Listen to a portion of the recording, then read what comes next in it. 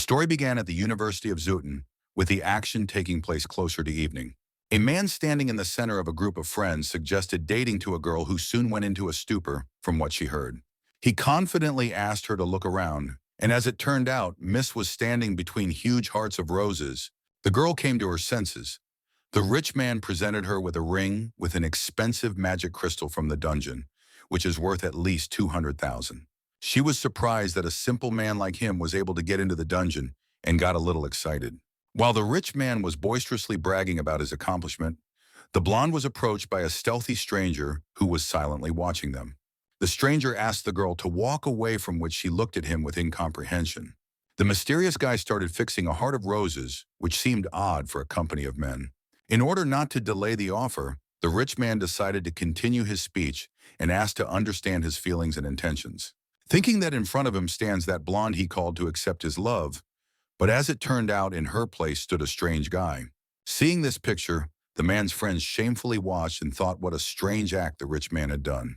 Both guys were shocked when they saw the position they were in. The confident man was so furious at his act that he threw the box with the ring without introducing himself to the stranger. Looking around, the rich man was surprised to find that the blonde who had been standing in front of him a few moments ago had disappeared from view.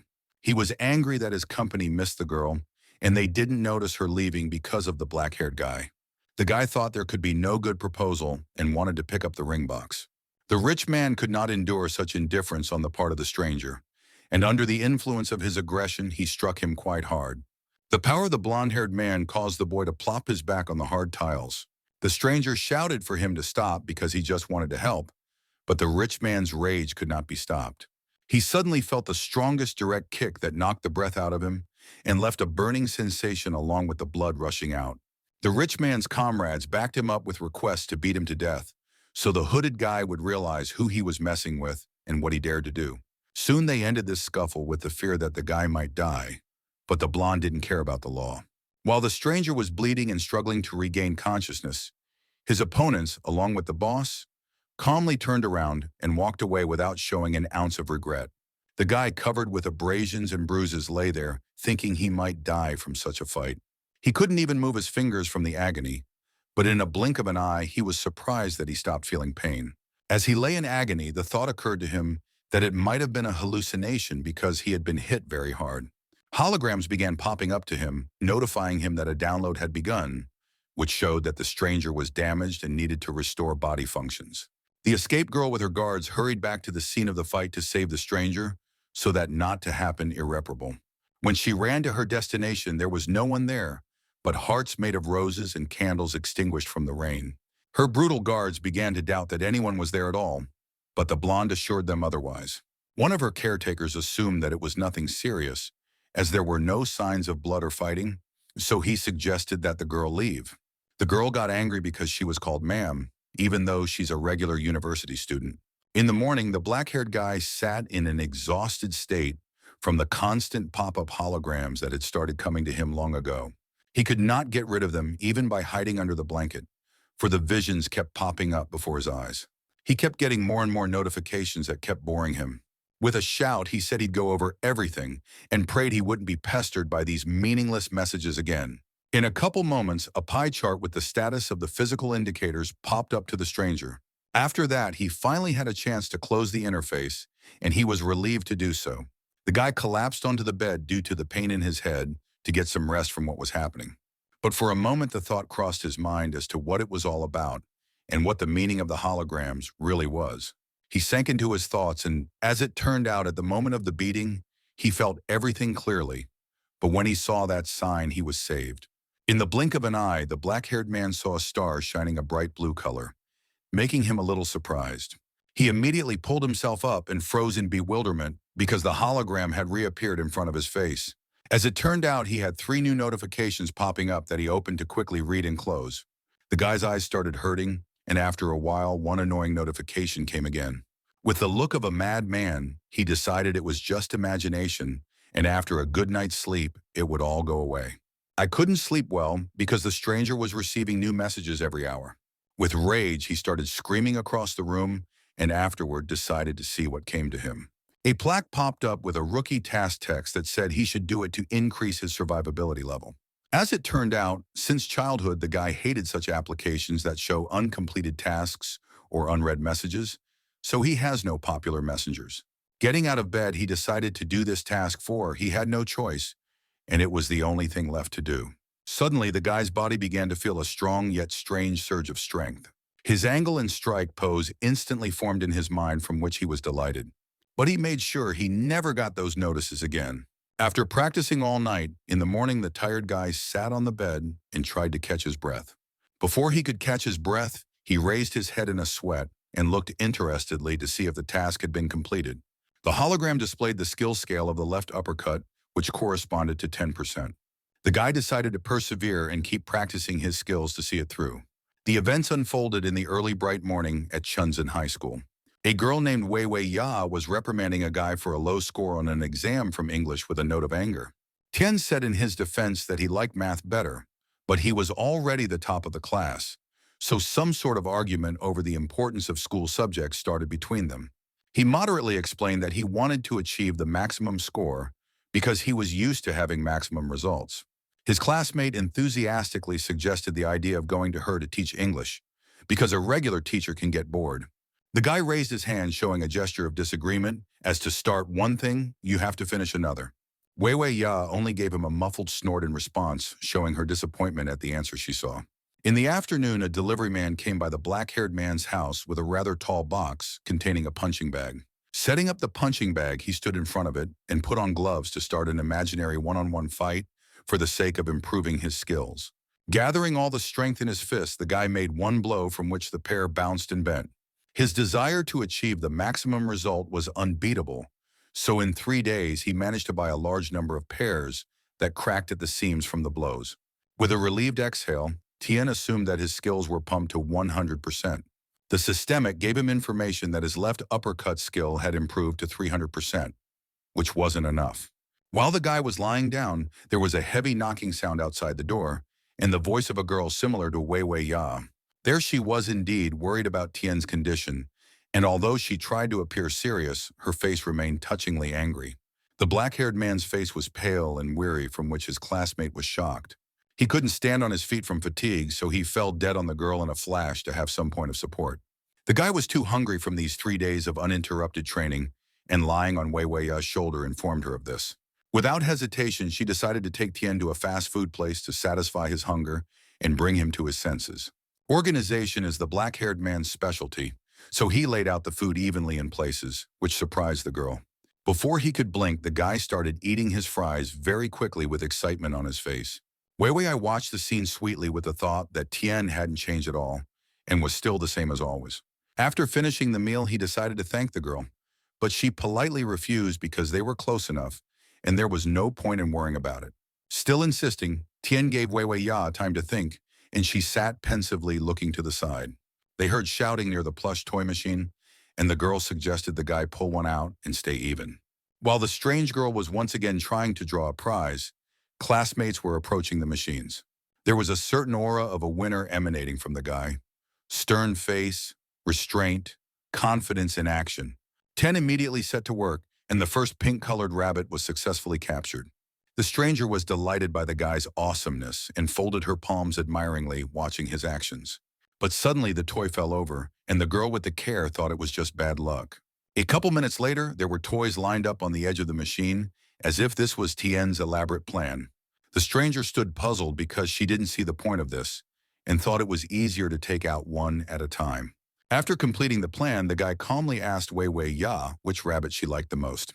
Presented with a choice of toys, the enthusiastic girl swept up that she wanted all the options. The girl with the carriage continued to excitedly suggest how best to get the toy, while the classmates worked confidently, knowing what they were doing. In the blink of an eye, with his deft hand movement, Tien knocked over all the toys that had fallen into the rendition compartment. The stranger was so excited about what she saw that she shook, and the guy and the girl high-fived each other. Wei Wei Ya emphasized with a wide smile that she would take one toy for herself and leave the rest to the stranger, while Tien stood behind her with a smirk. She was very grateful, even though she didn't fully believe in such a miracle. On a dark evening, the boys would walk home through the square, and only the light of the windows would illuminate their path. Wei Wei hesitantly started the conversation by asking about the fight with Wu Fan and assumed that it was the reason why Tien hadn't been going to school lately. The cast-off girl. They came to Wei Wei's house, but the black-haired man didn't go up, explaining that he was coming to school anyway, so there would be a chance to see each other again. Saying goodnight, the guy discreetly left, leaving the girl alone with her thoughts. The next day, Wu Fan and his cronies were standing near the fence and talking animatedly. One of them tipped him off about Tien. The boss thought he was pretty savvy and threatened to beat him up if he saw him again. Lighting a cigarette, he heard the approaching voice of a girl who was coming, obviously not with good intentions. It was Wei Wei Ya with a bold warning that Wu Fan should no longer cause any more trouble. The whole company was abruptly silent, as if on purpose to show a frightened look, not understanding the maiden's intentions. Without waiting long, they laughed out loud because Wei Wei Ya didn't have any authority, and it all looked funny. Wu Fan informed her that the consequences of the threats would be very serious, but for the first time, he would forgive her for her pretty face. The second side of forgiveness was that she would have to have fun with Wu Fan. Tien returned to school long after the incident, making his classmates surprised. They accompanied him with leering glances and whispers because Tien's return was a great surprise. The guy stood in front of the restroom mirror and the outline of a blue hologram with new notifications reflected in his eyes. He did well and was rewarded with a 1% increase in his physical abilities. He was also given rookie gloves that gave bonuses to basic skills. At this moment, Wu Fan and his underlings entered the restroom. They had quite an angry look. The guys surrounded him while the boss tried to get Tien emotional and instill fear in him with all sorts of provocations. Suddenly, he noticed the same toy that Wei Wei had taken from the vending machine from one of Wu Fang's friends. The harried boss notified the guy with a wicked smile that he wanted to talk about this toy, and later mocked him for asking an acquaintance to help him. Tien realized that it was Wei Wei's toy and began to watch Wu Fang's actions with a crazed look. The rich man confidently decided to strike the first blow with the desire to kill the black-haired man. He skillfully turned away from the fist flying at him and was surprised that it was a mediocre punch. Bouncing back, the guy kept dodging his many failed assassination attempts. Wu Fan was furious at this behavior, so he called his friends for help. A horde of angry guys flew at Tien with only one goal: to kill him. Gathering all his strength into a fist, he punched the boss with a straight punch without a second thought. The impact was so powerful that it caused Wu Fang to fly straight into the wall. Tien was very worried about Wei Wei's condition, threatening the company to deal with them in the worst-case scenario. The man was barely kept conscious. He was trying to communicate that the guy had gotten it all wrong. But last night, Wu Fang decided to have fun with Wei Wei and started hitting on her by acting out a scene where she was in the role of a little girl. She didn't stand for it and stood up for herself and kicked him in the face. While the lecture was going on, the girl was greatly disturbed by the loss of a very important toy that Tien had won for her in the machines. A girl burst into the office announcing that some guy couldn't find Wei Wei. There was a black-haired guy standing in the doorway, which surprised and pleased her greatly. She immediately ran to him while she was accompanied by awkward looks and questions from her classmates. The girl smilingly asked if he needed anything, but Xiao Tian only handed over the toy and promised to protect Wei Wei. The guy has reached a new level, so he needs to check for updates on new assignments. Xiaodin had to complete the intermediate training to be able to pump the level further. He headed to the gym's boxing room to practice more advanced skills. It was time to engage with a right uppercut from which his power and perception were improved. The guy started to worry more about his characterization and performance because he wanted maximum results. As time passed, Xiao began to be discussed by everyone in the hall, with many girls admiring his determination and perseverance. A rather pumped-up, handsome man in boxing gloves was training nearby, and because of the noise around Tien, he looked around to see what he was so famous for. Seeing the guy's technique, the boxer came up to him while catching the punching bag with his palm and offered to help him with his punching technique. As it turned out, he was Akita's first boxing champion, and looking at Xiao's efforts, the man wanted to train him. But his uppercut level wasn't fully pumped, so he decided to back out and insistently asked not to waste his time. This made the boxer angry, and he warned the guy that he would regret his action. From the walls of the university came a beautiful melody on the piano, at which sat a long-haired woman with a calm expression. As if immersed in her thoughts, she enjoyed the sound her fingers made. Just as suddenly, a man walked in to inform her of some discovery, and at the same time cut short all the fun. She heard about Yin Yingtian, whom the woman wanted to find, and her face immediately changed expression. It was the same at the gym, the argument with the boxer going too far, for he thought the guy didn't believe in his strength. He aggressively insisted on teaching Tien how to box, but from the outside it looked like a challenge to fight. The crowd of people watched the professional fighter with surprise and tension, wondering who would dare to come out against him. Fang Quan walked confidently past the ring and had only one goal: to meet Xiao Tian. The boxer noticed the woman and smirked and wanted to show off his boxing skills to show off to her. He had already prepared for the punch and tried to punch the guy with all his might. But Xiao Tian put up a block in the blink of an eye and repelled the blow without getting seriously injured. The man didn't expect such a turn and was shocked that he didn't even feel himself hitting the guy. Defense metrics have been activated, and there are new assignments to make progress in training. Tien thought it was a great opportunity to practice his skills and excitedly began to encourage the boxer to fight. With a smirk, Fang Quan watched this, and she liked Xiao's insistence to fight against such a strong man. Suddenly, four pumped-up silhouettes appeared behind her back, heading closer and closer to the center of the incident. The leader of this gang was Brother Bao, a formidable man with dreadlocks and strong arms, and apparently he wanted to fight too. In the evening at the hotel, Wu Fan asked Bao to help him with one thing holding a box. He offered to exchange one guy, most likely Xiao Tian, for this ring with a magic crystal that didn't really interest his brother. In the blink of an eye, the subordinate repented and told where he had acquired the jewelry and how it had been stolen from the Fan family. The sturdy man liked Wu Fang's honesty, so he pressed the man against him and agreed to settle everything. The crowd was startled because they didn't expect to see bandits in the school's gymnasium. Boxer thought his brother wanted to address him with some sort of question and was a little embarrassed by it. But Brother Bao didn't even want to listen to such a pathetic man, so he plugged his ear with his finger, showing disrespect. Clenching his fist threateningly, he aggressively asked who in the crowd was Xiao Yung Tian and informed them that 200,000 had been paid for his life. Tien glanced nervously at the bulky man and tried to remain calm and composed. Everyone abruptly turned around to look at the guy with surprise and a kind of worry for his life, for Brother Bao was feared by many. Breaking the silence, Xiao, hinting at the man's ostentatiousness, asked what he required of him. With a mocking expression on his face, Bao showed the very ring with a magic stone that no one could resist. His subordinates with bats gathered to surround Xiao to prevent him from escaping. The boxer started to defend the guy, for it is not desirable to involve students in any incidents on school grounds. The thug didn't put up with that and started a fight with the man, which he clearly wasn't expecting. The athletes were horrified by what they saw and started screaming because they feared for the boxer's life. But in the blink of an eye, the bully's fist was deftly grabbed by Xiao's hand, who was tired of putting up with the trouble he was always getting into and offered to settle things amicably. Thinking that the guy chickened out, Bao took out a bat and started swinging it angrily, although it was quite difficult to hit Tien. With a scream of rage, the bulky man's Hawaiian green shirt ripped, and his body was covered in veins. Gathering all his strength, Bao clutched the bat with both hands and claimed with great confidence that Xiao wouldn't be able to dodge it. His weapon turned into a huge blue glowing spade that looked quite threatening. All the people in the gym were shocked and didn't understand what was happening or why his weapon had transformed.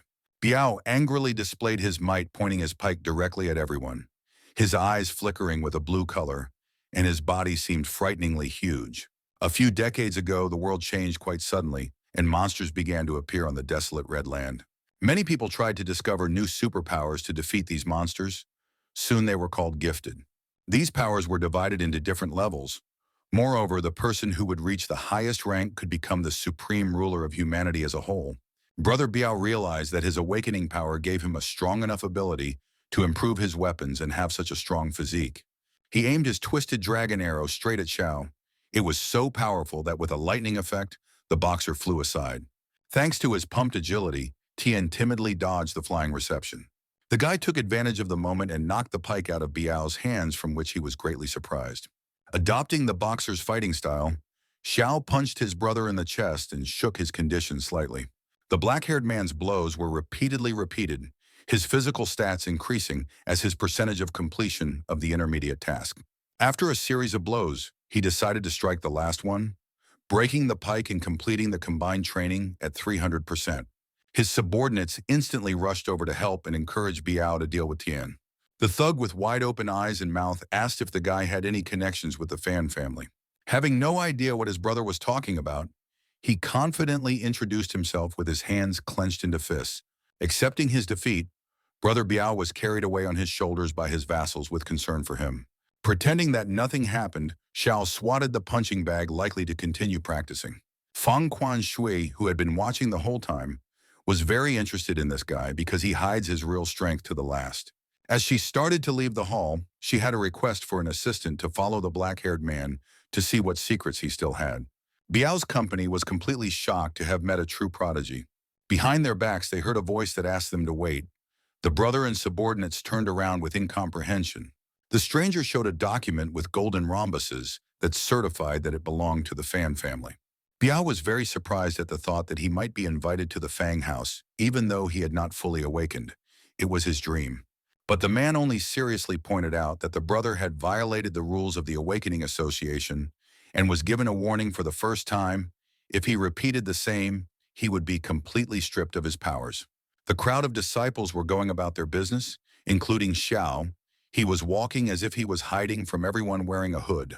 Fang Quan Shui walked over to him after greeting the guy, but he only gave her a serious look. She said in a friendly and sincere way that she wanted to thank him for his help, though there was a note of embarrassment in her posture.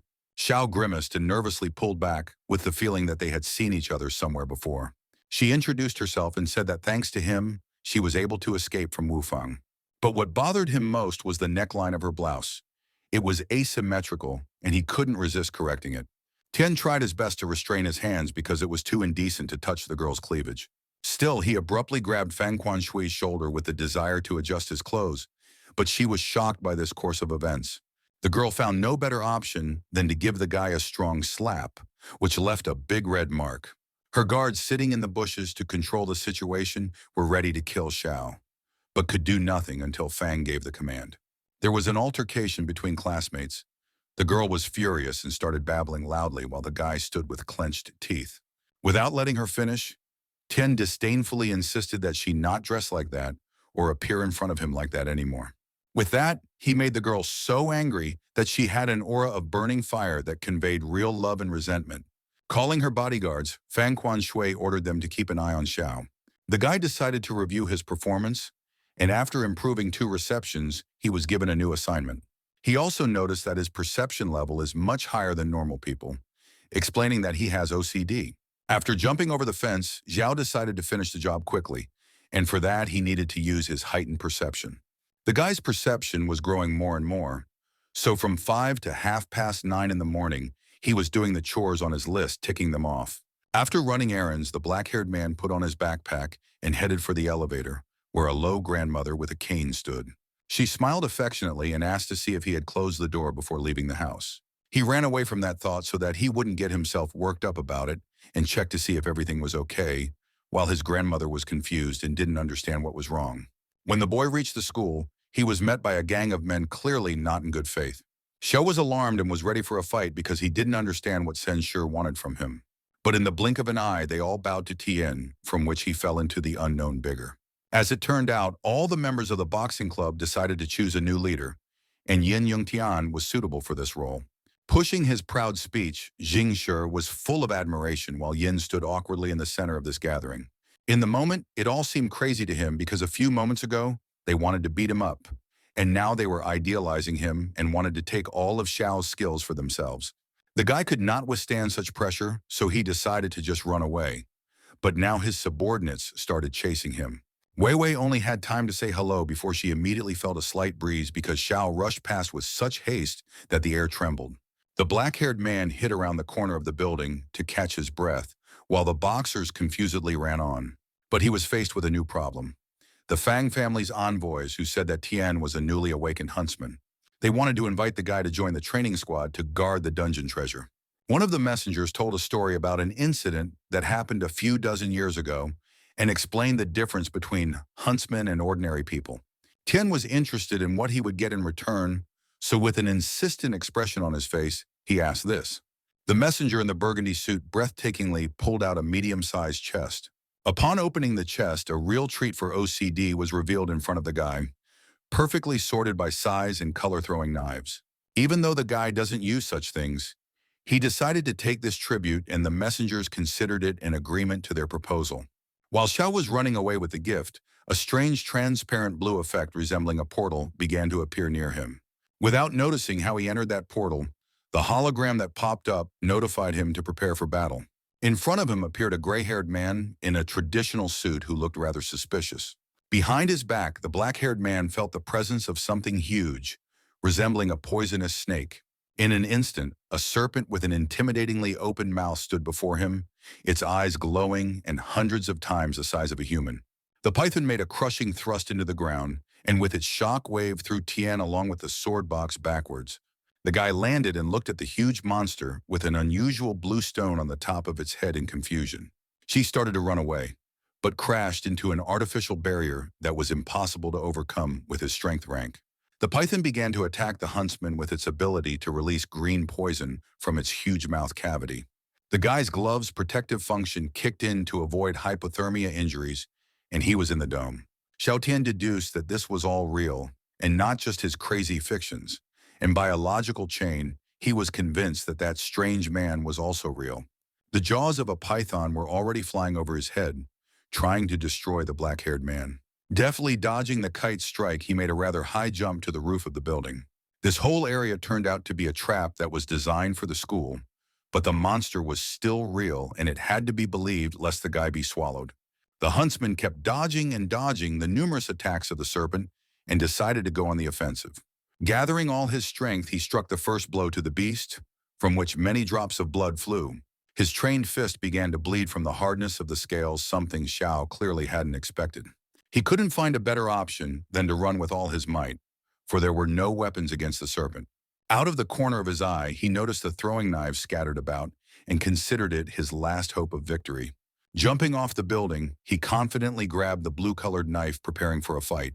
While the gray-haired man watched from the high rooftop, Xiao diligently threw punches at the snake, though they didn't make a difference.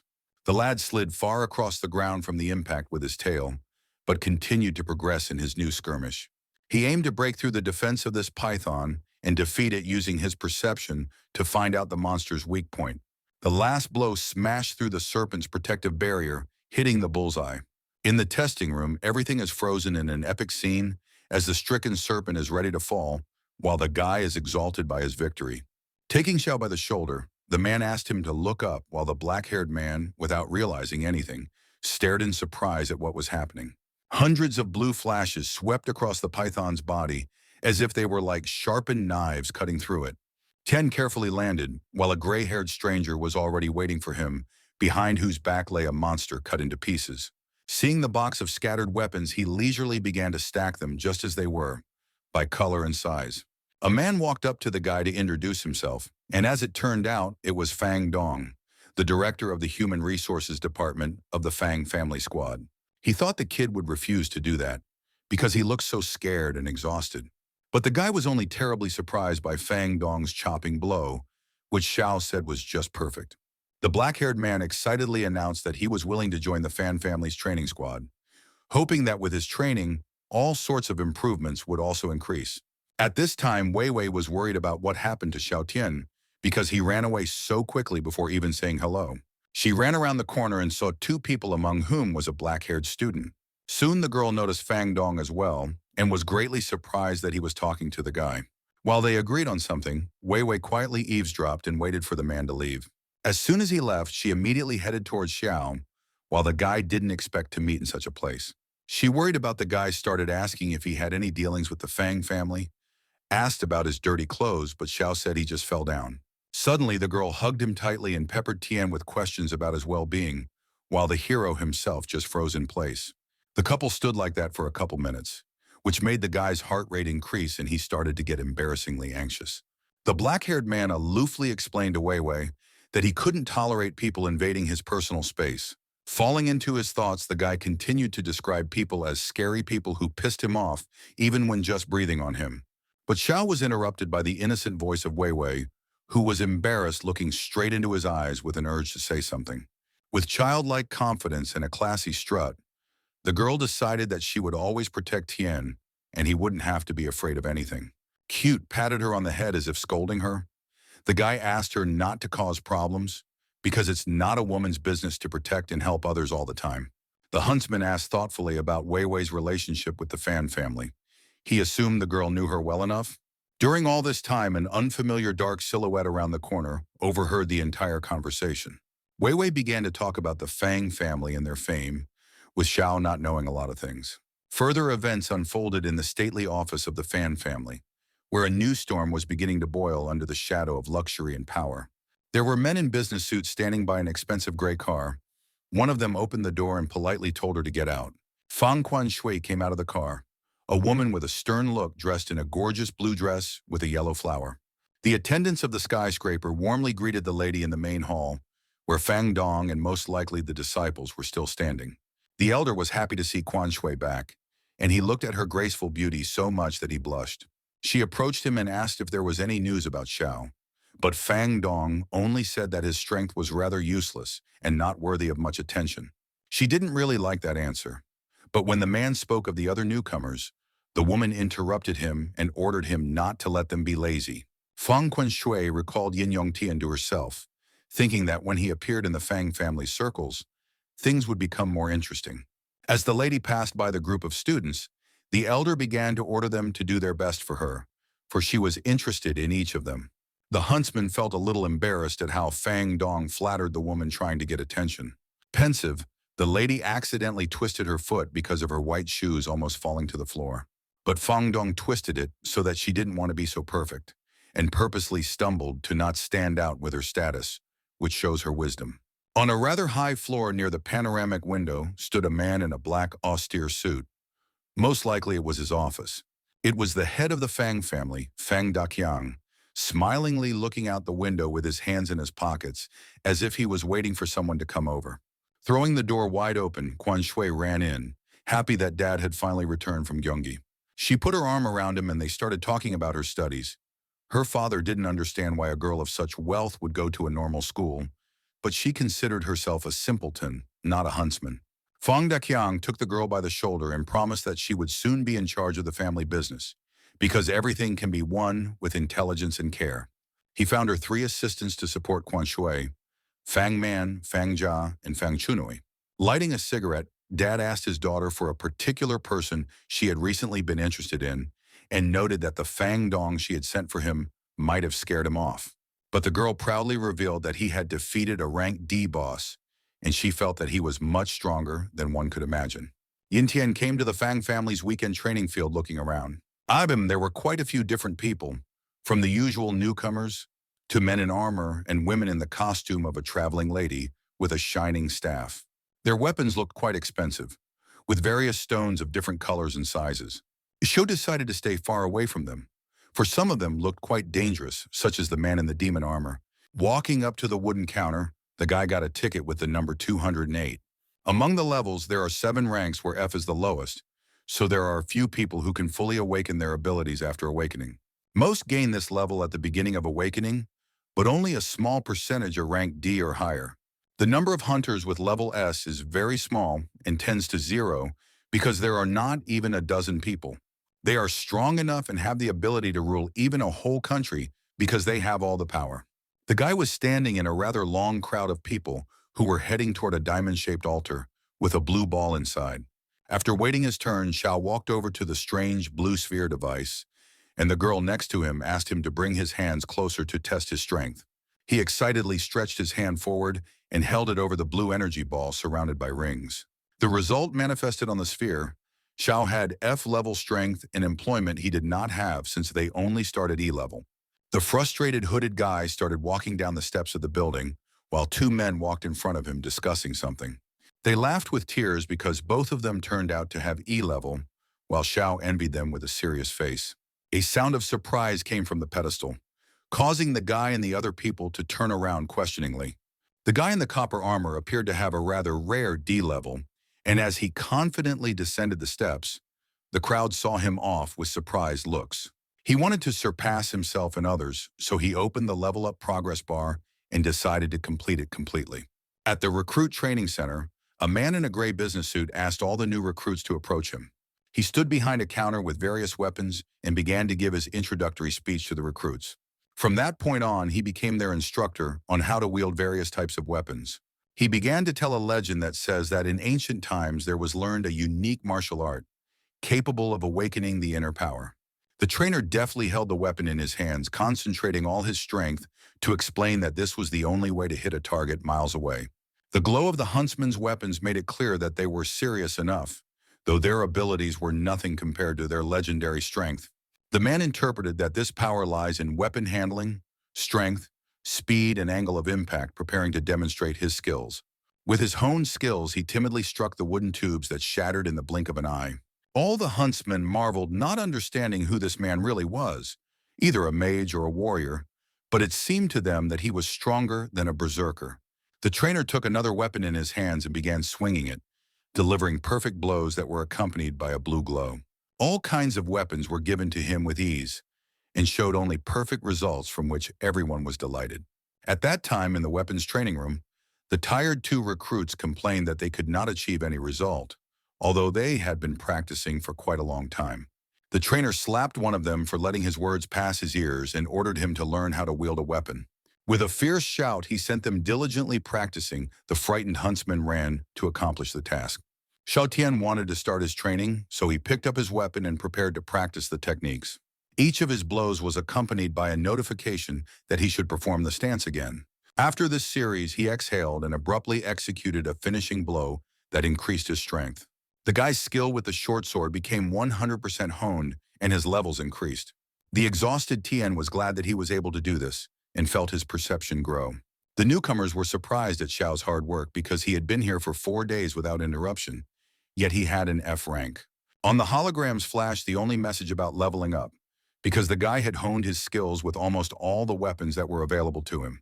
A medieval sword came into play, but the trainer didn't show how to wield it perfectly, so Xiao decided to learn it on her own. A week later, the elder reported that the huntsman had to find a suitable weapon for them to duel with. Tien, despite this opportunity, continued to train his skills. Others mocked him, thinking that he was too weak to fight. But the guy knew what he was doing. He had his own tactics of perfection that focused on the connection between training movements and skills. Some people further continued to discuss Tien, thinking that he had been chosen from the Fang family, or he just wanted to attract attention. At the same time, a serious-looking man was walking down the hallway, followed by a strange guy who seemed to be following him. A man named Fang Chun Wu was infuriated by the news that someone had been chosen from the Fang family, and he became angry at Fang Dong, believing that the old man was taking in just anyone. The guy who followed him turned out to be a new rank D berserker, but Fang Chun Wu was quite strict with him. He cheerfully said that the man's future is limitless if he marries the daughter of the head of the Fang family, and everyone knows this news. Therefore, bowing his head, he asked Fan Quan Shui's future husband for help with an exclamation. With a smirk, he agreed to put in a good word for the boy and promised that he would be joining his team very soon. Xiao continued to practice, persistently practicing his every move and strike. He soon honed his medieval sword skill to 100% and exhaled with relief. The guy got a special inner strength skill that increased the user's power in defense. He was very much surprised by the skill, for it was the very power that the elder had mentioned before.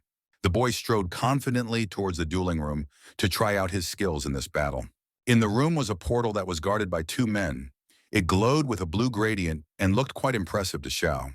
One of the huntsmen wanted to enter the portal, but the guard forbade him because only those with rank D or higher can go to the duel.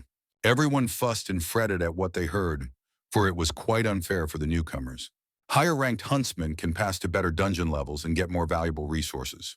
In each group or guild, 90% of the loot goes to the best fighters. So long as the weak only act as support, watching their backs, or as long as they are ruthlessly crushed during wars.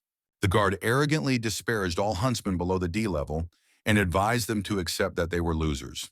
This infuriated Xiao, since everyone can increase their rank, so the man's advice was quite disrespectful.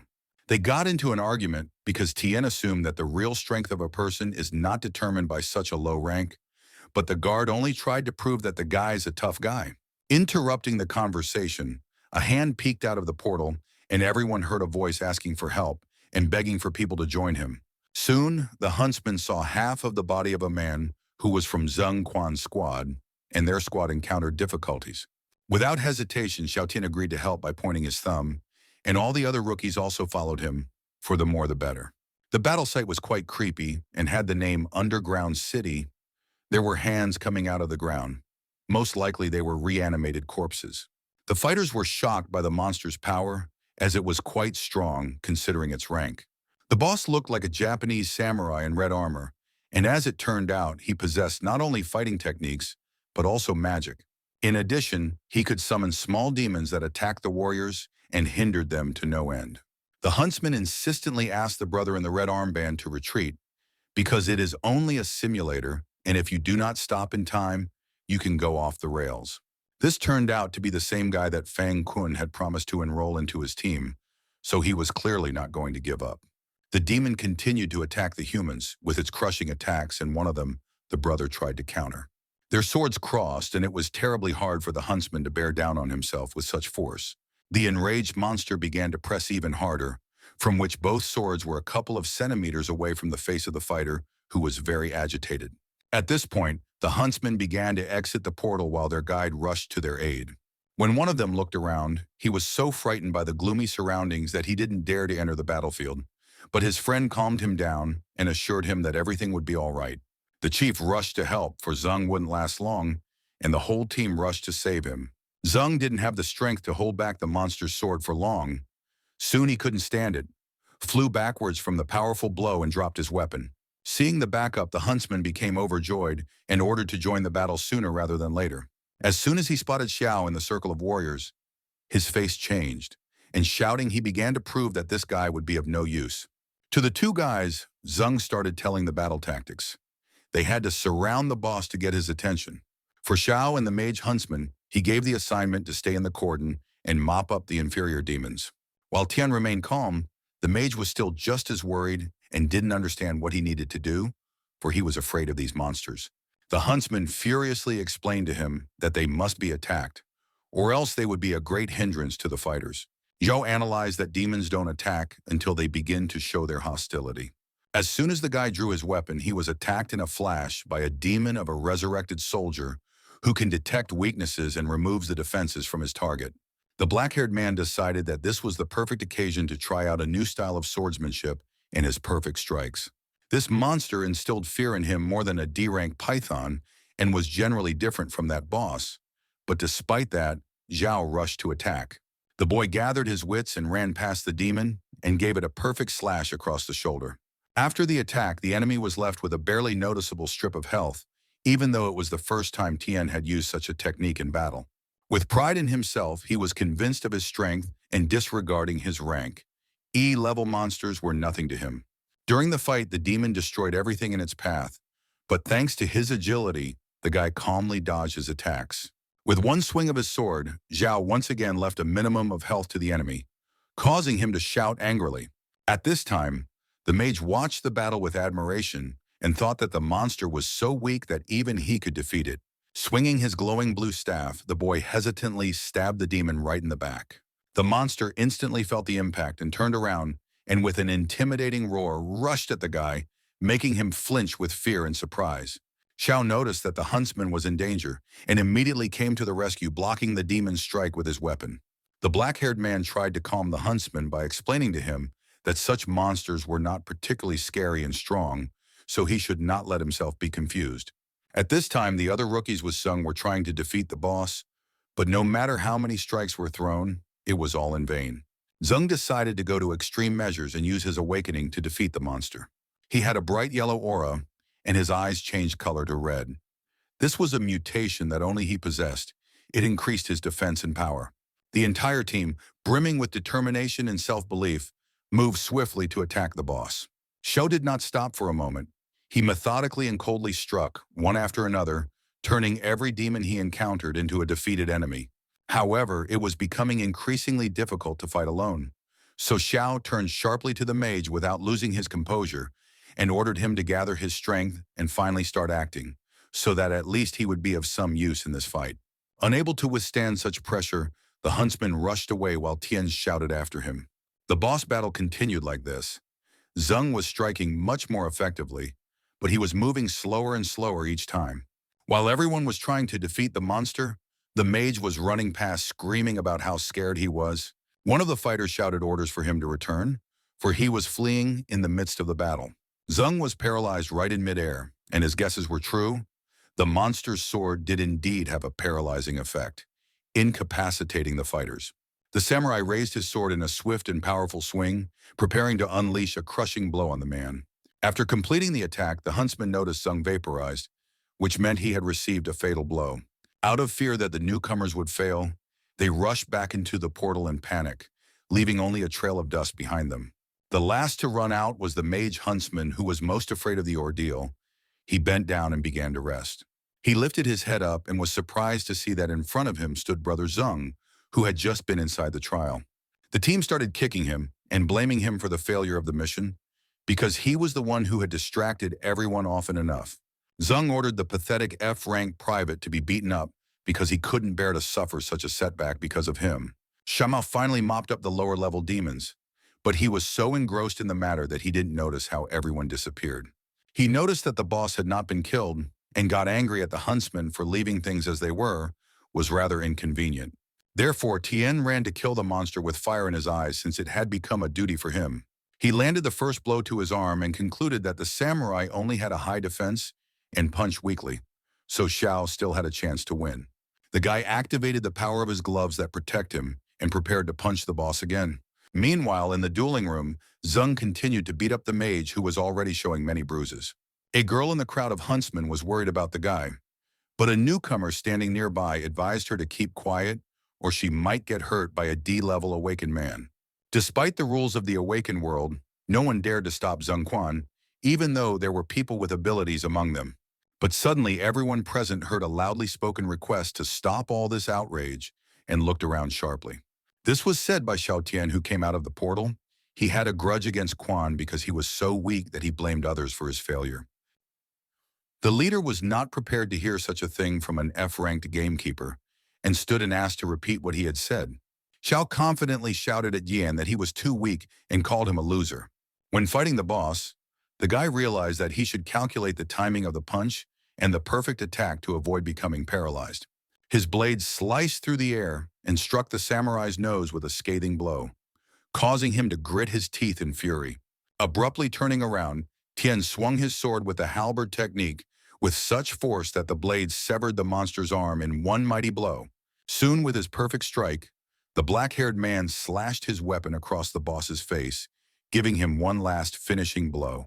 Before he could rejoice, Xiao saw something more terrifying and sinister, looking like his spirit burst out of the samurai's body with a loud roar. It roared so deafeningly that the air shook with horror and stared at the boy as if it were preparing to launch a furious attack in the next second. The ghost swiftly swept through Tien, and at the same instant his body was shackled in a stupor, as if death itself had possessed him for a moment. The darkness swirled around the young man, and in his silent scream all the pain and terror froze as the ghostly force pierced his body. While he was almost at the point of death, the conditions for activating his inner strength were met, and all of his stats increased dramatically.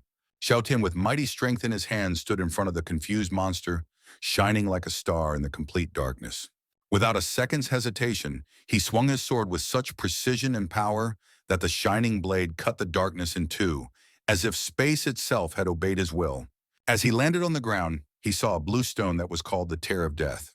The guy picked it up, and as it turned out, this crystal gives a new afterlife swordsmanship art. To obtain this skill, he needed to break the stone, which Xiao did. The black-haired spiral began to envelope the uncharted power, endowing him with a new skill. Opening the skill panel of the listed skills, he found a beginner's swordsmanship style that was only 10% mastered. She snorted to Jin that he must be a dead man if he couldn't deal with a boss who was defeated by someone weaker than him. Out of anger, Quan wanted to kill Tien, and without hesitation, he tried to give him the first blow, which the guy instantly dodged. The fight continued, but the black-haired man had yet to be hit by a single swing of the man's fist. Show Lightning quickly intercepted the leader's fist, and without taking his gaze away from his eyes, nailed the enemy with sheer willpower alone. But suddenly there was a shout from the room to stop the fight, so before they could strike each other, the opponents froze in place. A furious Fang Quan Shui entered the room with her guards and emphasized that this room was no place for fights. There was a guy in a cap standing in a room with security cameras watching some video. Taking a closer look, he was very much surprised at how a rank F guy was mercilessly killing a boss ranked higher. His co-worker turned around and asked what was wrong, but the guy only joked that he wasn't suspected of anything. He himself thought about how a private of such low rank handled a ghostly general and came up with the theory that it was just a data error. He decided to restart everything so he wouldn't have any problems, and the portal began to close in a flash. At the same time, Xiaotian and Yanquan continued their fight without paying much attention to the words of the daughter of the head of the Fang family. But she kept talking angrily about how they were in big trouble after that fight in the recruit training area. Their coach ran up to the girl in a flash, and before he could say a word, he heard from her another wave of displeasure at his negligence. Looking around, she noticed the huntsman lying on the floor who could barely stand up. He seemed terribly beaten up, so Quan Shui asked about his condition. He excitedly replied that it was most likely injuries from practicing in the dungeon. After all, this guy was too weak to defend himself. Fang Quan Shui, with a dissatisfied face, was thinking about how one could get real injuries in the simulation. And because of this, she began to suspect the coach of lying. 3 minutes later, one of her guards reported what really happened. The girl pushed her cautionary speech about the behavior of the huntsman and soon sent everyone together into the dungeon to teach them to rely on teamwork. She also blamed Zheng Quan, who was the instigator of the bullying, for which he was expelled from the training group. The coach tried to calm the girl down and said that losing a fighter like Zheng would be a great loss to everyone. But Quan Shui timidly replied to him, saying that he had no right to stand up for the man, and he was as much at fault in general, so she made the decision to expel him from the Fang family as well. Proud of herself and her actions, the girl ordered the two out of the room. At this time, all the girls admired her beauty and were certain that such a majestic and noble was the true heiress of the Fan family. But then she started to speak for young Tien, and everyone immediately got excited because they were afraid of his exclusion. The girl came closer to him and asked him if he had anything to say to her, because there was a debt hanging over him that the guy had to apologize for. Unable to contain herself, Xiao again began to humiliate her for her appearance, assuming she was just trying to be cute. Angry Quan Shui was startled by his answer because she was dressed quite well. Her shout caused Tien to lean back slightly. The guards who were watching once again concluded that the girl was quite angry when talking to Xiao. Fang Funui entered the room along with her slumped brother and complained disgruntledly about her actions. Fang Quanshui timidly replied that this guy had done enough things that were against the rules of the Fang family, so if he stayed here, it could lead to big trouble. He took her by the shoulder and promised her rather slyly that there would be no more problems because Zheng Quan was on his team. Taking his hand off her shoulder, the girl wondered what Chunui was going to do. He wanted to give this guy a chance, trying to keep him in high places, and in fairness decided to give the victim he was bullying a chance to beat him. Amidst the crowd of people, the huntsman was sitting on the floor fearfully, but Fang Shunui called him to them. The guy assured me that he was fine and not to worry about being beaten up again.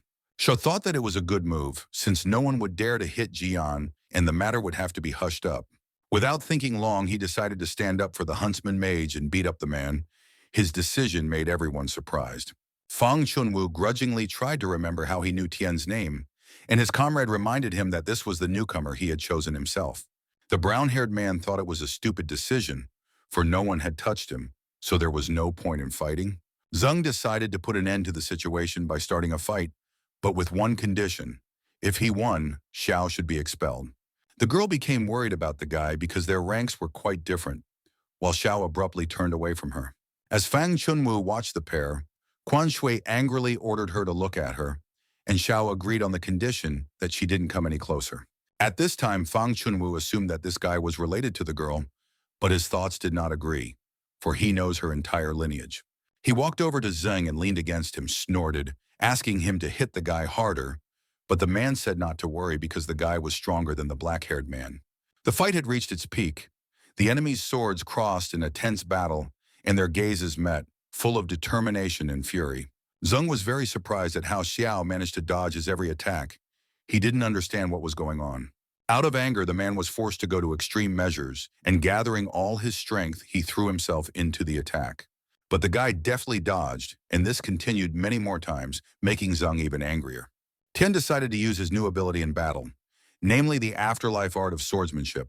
The man was amazed that in an instant, his sword shattered into many pieces. While the crowd couldn't recover from the strength of the private, Fang Quanshui prodded Fang Chunwu by pointing out that Yin Yongtian was much stronger than he thought. At this moment, The guy annoyingly pondered over Xiao's skills, for he possessed skills clearly not ordinary F rank, and he speculated that perhaps the test had given an inaccurate result. He began to mock Zheng and insinuate that he couldn't even imagine that the man was so pathetic. So everyone made the decision to exclude him from the search party. Chun Wu suggested that Xiao should be tested again so that such misunderstandings wouldn't happen again. The guy incredulously remarked that he didn't care about his level because he wasn't really proving anything. Interrupting the conversation, the heiress stated that it would be a good idea for then Tien would be able to enter the higher levels of the dungeon. The group came to the testing room. They placed the black-haired man on a large round slab above which shone the blue crystal that was conducting the examination. On the tablet, the results showed that he was really just an ordinary F-rank private, and his characteristics were not remarkable at all. Fang Quan Shui wondered if the machine was malfunctioning, but the female lab assistant assured her that the technology was accurate. The brown-haired man still couldn't understand how Xiao was able to defeat a D-level boss, since no one with a rank lower was capable of doing so.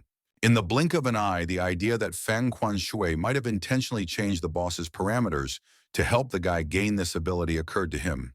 As he descended the stairs, Chunui suggested that Tien join the scouting party and head to the new dungeon.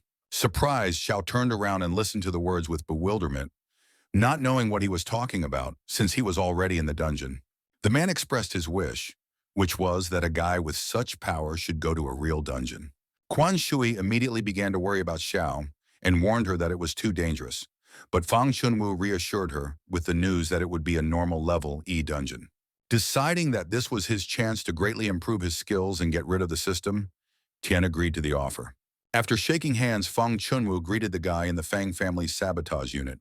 These dungeons are connected to another world from which monsters emerge, and soon the awakened huntsmen discovered that they could kill them, receiving in return monster crystals that gave them great power. Over the last few decades, new dungeons have been popping up all over the world, and the old ones have started to disappear, making it a living hell. In order to gain control of so many dungeons, the four main families gathered special intelligence teams. Diversionary Squad number 18 couldn't wait for the newcomer to arrive, making them more and more angry. After a while, Fang Chunwu came to them along with Xiao, and after telling them about him, the man asked them to take care of the guy so that no incidents would happen. As everyone prepared to enter the portal, the man in armor told Tien to hurry up, and the man hesitantly agreed in return. Liu Tien, a C-level huntsman, thought that this guy was not capable of anything, but Lan Shimo, who was a D-rank healer, thought he wasn't that bad looking. At this time, the D-rank huntsmen, Qing Kaifeng and Lin Wu, were negatively disposed against Xiao Tian, and they were reluctant to get involved in such matters. The team found themselves in a dungeon called Tunnel of Worms. Their task was only to destroy all the monsters. The place looked like a rather creepy cave with huge holes in the walls. Xi scrutinized each hole, hoping that the worms that would attack them didn't look horribly asymmetrical. The man in armor along with the healer reminded him that they wouldn't be able to protect him all the time, so he should pull himself together a bit.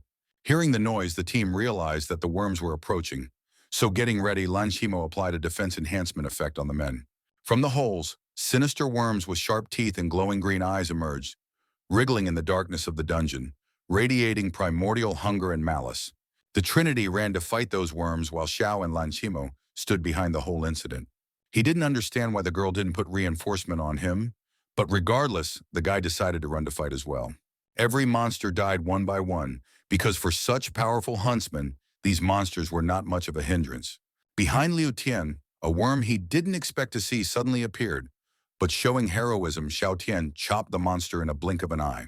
The fight lasted long enough, but no one gave up. The huntsmen were still confidently overcoming the enemy, skillfully using their skills. But suddenly, two parasites crawled out of the gloom, encircling the girl with clear intent to kill. Not to be confused, she put a succubus seduction effect on them, which gave her the ability to control and manipulate the monsters for a short period of time. With a sly smile, the medicine woman came up with a plan to get rid of Xiao and give him a small accident. The guy stabbed the worm in the tail, but his sword stuck, and Tien got a little worried because the weapon was rather shoddy. But suddenly he felt danger behind him in the form of another monster with burning red eyes that was about to kill him. The controlled worm knocked the sword out of his body, and Xiao was plunged into shock from such a coordinated attack. The two worms pounced on the guy and smashed into each other with a mighty thump and spark signaling that it was over. The sabotage team was happy that no one could prove that Xiao's death was their doing. But the guy was not so hard to defeat because he used his invulnerability ability. Wielding his afterlife sword art technique, the black-haired man created a vortex filled with energy. The worms lost their composure and spiraled upwards as the newcomer prepared to make one last strike. In a split second, he sliced the monster's bodies in two with his shining blade and landed softly on the ground. He asked the team if they were all monsters, to which they replied with surprise that this was the end, not expecting it themselves. While the bodies of the defeated monsters were dissolving before his eyes, the guy was enthusiastically striving to get to the next level. The man in armor led the warriors into the tunnel that would lead to the boss, and they prepared for a fight. Seeing another path, Xiao suggested going that way, for he noticed monsters coming out of there. Liu Ten replied that there were only small worms and it was pointless to go there. They didn't have time to talk, so he ordered everyone to follow him. The black-haired man decided to split up and clear the other side of the dungeon, because he would be much safer that way. The huntsman assumed that the guy had begun to suspect them of a plan against him, but the man in armor ordered Lan Chimo to follow him to find a way to pin the newcomer down. She ran after the boy, asking him to wait, and said she would go with him, for it would be dangerous enough for him to go alone. Xiao found it a little suspicious, but for the most part he didn't care about her. The men realized that their plan worked, so they set out to kill the boss to get the reward payment. The pair walked further and further down the tunnel. It was filling with darkness, but the medicine woman quickly fixed everything by lighting her magic staff. Before them stood an army of cannibal ants that could not be counted. Ordering the girl not to extinguish her light, the guy threw himself into battle against the monsters without any fear. But they were so weak to Xiao that he chopped them all down in a second with his honed combat skills. As soon as he was done, the guy let Lan know about it, and his completion rate went up 30%. Tien beckoned the girl to follow him as she thought of a reason to turn out his lights. Soon, defeating various insects time after time, the black-haired man raised the percentage of the task by 60%. After half an hour, they came out of the tunnel, but it led the pair to a dead end, even though the guy had hoped to complete his task here. Noticing that the cliff was quite large and high, the girl did not think of anything better and pushed the guy forward. Watching with a blank stare at the huntsman's fall, Lan told her not to blame her for such an act. After all, he deserved it for upsetting the master. She figured the guy certainly wouldn't survive a fall from that height, so with a huff she started to walk back down the tunnel. But Xiao was smart enough to save himself from falling down by stabbing his sword into the wall just in time. Now he understood for sure. Fang Chun Wu had sent these people to go with him to kill him.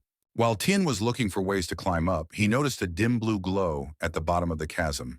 The huntsman decided that it might be better to go down to explore this mysterious place, and without thinking long, he started heading there. Descending, he saw a huge lake of water that emitted a bright blue light that was quite amazing.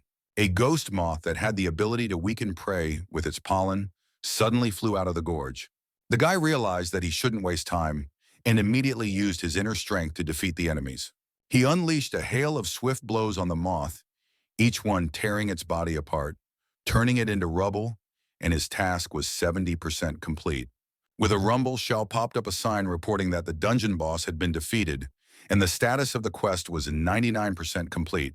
The gamekeeper was concerned as to why the assignment was only completed by such a percentage, and speculated that the team may have missed someone due to inattention.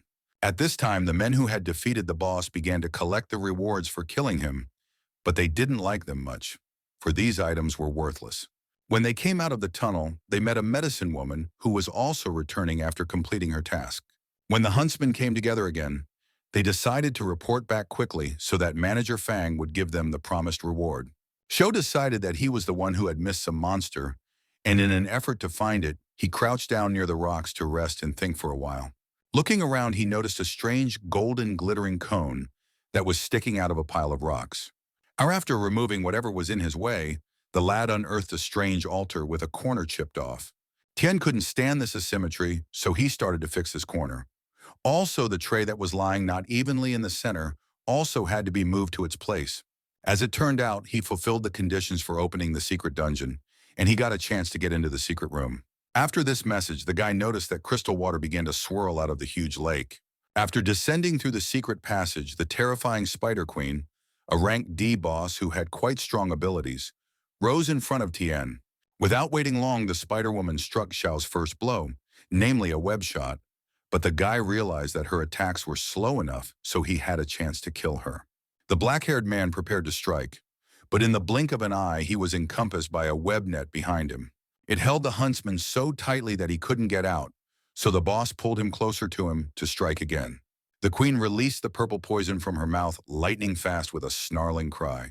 To her, this newcomer was like a toy, while Xiao herself was afraid of dying from such a strong and majestic boss. The guy's poisoning level was increasing, but in the blink of an eye, he barely woke up surprised he was still alive. He noticed that the spider was dragging him to her lair to feed him to her insatiable little children. Immersed in his memories, Xiao recalled a conversation with Wei Wei, who told him that there was always an antidote nearby where there was a poisonous substance. The guy didn't believe her, but she explained it all with the symbiotic relationship of living things, which says that only those who have resistance to poison can live near something poisonous. Tien began to analyze the terrain and finding nothing lost hope for his salvation. Along the way, he noticed Ulan Ginseng, which has detoxification ability, and realized that it could save him. Plucking it, the poisoning process was stopped, and after analyzing what was happening, Xiao realized that these leaves had a passive ability to produce antitoxin. Tien wanted to bring the poisoning process to an end, so he tried all sorts of ways not to hurt the ginseng leaves. Pulling the boy into her lair, she growled orders to her children to gobble up her new prey. The collection of poison reached 100%, and the guy did not expect that he got permanent resistance to this kind of poison. Dumbfounded, Xiao cut all of the boss spiders into many pieces in an instant. The Spider-Woman couldn't stand this treatment of her children, so out of even more rage, she started attacking the guy again. Dodging, Tien deftly cut the spitting web in two, thinking that it was unlikely to transform. It occurred to him that by fighting such a huge boss, he could reduce the radius and reach of his attacks by fighting at close range, so he rushed closer to the spider. Getting close to the queen's huge belly, he stabbed his knife into it with all his might, hoping for more damage. While she couldn't come to her senses, the guy timidly ran his hands over the belly area and cut it completely open. It made her very angry, and the Spider-Woman's attacks became stronger and faster. But Xiao confidently dodged every spit of poison and ran for the ginseng leaves in a flash. When he tore them off, his leg felt some pain, and looking there was a baby spider that attacked the guy. Without thinking long, Tien chopped the beetle with one sword swipe so that it wouldn't interfere with him anymore. Out of resentment and rage for her children, the Spider-Woman shifted into her berserk form. Her paws became iron, and some elements of her body only strengthened more. Shia realized that the sequence of her attacks was almost the same as it was, so he decided to enter the fight from the get-go. But his internal force attacks only bounced off the spider's body, as if it was wearing a shield that reflected everything. Tien had fallen into an elaborate trap of dense webbing that spread around him, preventing him from taking a step. He was rather confused because he needed to cut these nets at once, and to do so in a trap is rather thoughtless. About to kill the guy, the spiderweb released purple venom from its jaws right into the cage. But Xiao didn't forget about his ginseng leaves, so once the poison reached his head, he rubbed the herb in his hand. After gaining resistance to the poison for 30 seconds, the black-haired man flashed out of the cage, pointing his sword at the spider. Noticing this, she instantly released a dense, thick rope of webbing, swiftly throwing it toward her target like a predator casts a net. Undeterred, he cut through the web, pointing his sword at the very center of its base, slicing it into hundreds of fibers. Soon he stuck his sword into the spider's webwart, the spider's weak spot, for it was in this organ that spider fibers were formed. He pierced her with such force that large and bright sparks began to appear from the spot, and the boss, screaming in pain, could do nothing. Soon the Spider-Woman was torn in two, and wisps of webbing were spewing out of her torn body, as if she was trying to spew out everything she had accumulated before her demise. Her body began to slowly fade away, turning into blue particles, and this assured Xiao that there would be no more transformation. At that time, the surviving spiderlings crawled up to him and begged for mercy because they were afraid of the guy's power. But the black-haired man was eager to see the task through and unleashed several blindingly bright blows, mercilessly chopping the spiders apart. Looking at his stats, he was proud of himself because real fights greatly increase his stats, levels, and strength. After the Spider-Woman died, Zhao noticed a puzzle piece in the form of a glowing puzzle falling out of her. He walked over and picked it up, looking at it carefully. The guy didn't understand why it was only one and what puzzle it belonged to. The hologram brought up a task that required collecting all the puzzle pieces to recover the god bone. Zhao decided it was too useless to waste time on this and threw the puzzle away with annoyance. But the fragment never fell to the floor because it was intercepted at the last moment by the systemic and instantly entered into its database. Tien didn't believe it to the last and panicked trying to stick it out of there. But finding all the elements was now a mandatory task for him. Because of the appearance of the mysterious god bone fragment, portals around the world reported it with their energy fluctuations. The mysterious people who had the honor of being called the strongest of the world felt that something was about to happen. Chun Wu, sitting at the chair, was asking the sabotage squad about their success in completing the mission, and he really hoped that no one would know about the guy's death at their hands. Lan Qimo proudly said that she had thrown the guy off the cliff and he was doomed to die, because once the portal closed, he would be teleported back with injuries from the fall and no trace of him could be found. The guy took the girl by the chin, promising her that he would definitely give her whatever she wanted. She only embarrassedly accepted the reward the steward deemed necessary enough, while he chucklingly praised her for her foresight. Grabbing her hips, the guy gently led the girl away with him, quietly promising that he would take care of her. And the three guys were told by Fang Chenue to leave their account numbers in the evaluation hall so he could discount the reward a little later. They arrived at the grading hall where there were many people queuing up for their award. When it was the turn of the 18th squad, they said they had come to report their findings. Looking at the mission information, the girl noticed that there should be 5 people on the team, and suspiciously, she asked where the other one was. Trying to squeeze out tears, the huntsman made a forlorn look and told me that the guy died because they couldn't protect him. The girl took the materials in her hands to weigh them, while wondering why these warriors were acting so strangely, since death was a common thing here. But at that moment, a shout came from the audience, begging him to wait just a second. It was Xiao Tien who notified the girl that he had something too. Lan was terribly amazed that the boy had survived, for she was sure her plan was flawless and left no chance of life. The worker asked to present her resources while the medicine woman watched excitedly. Xiao took out a handful of shining stones from his pocket, and without thinking, he poured them all onto the scale. The girl was amazed that the magic crystals were so abundant that their total profit became resources in level C dungeons. The aftermath took place in the Fang family's meeting room, where all the heads of the organization had gathered. The head of the family asked his secretary about a reported abnormally high profit from one of the underground cities, to which she replied that it was an insect cave.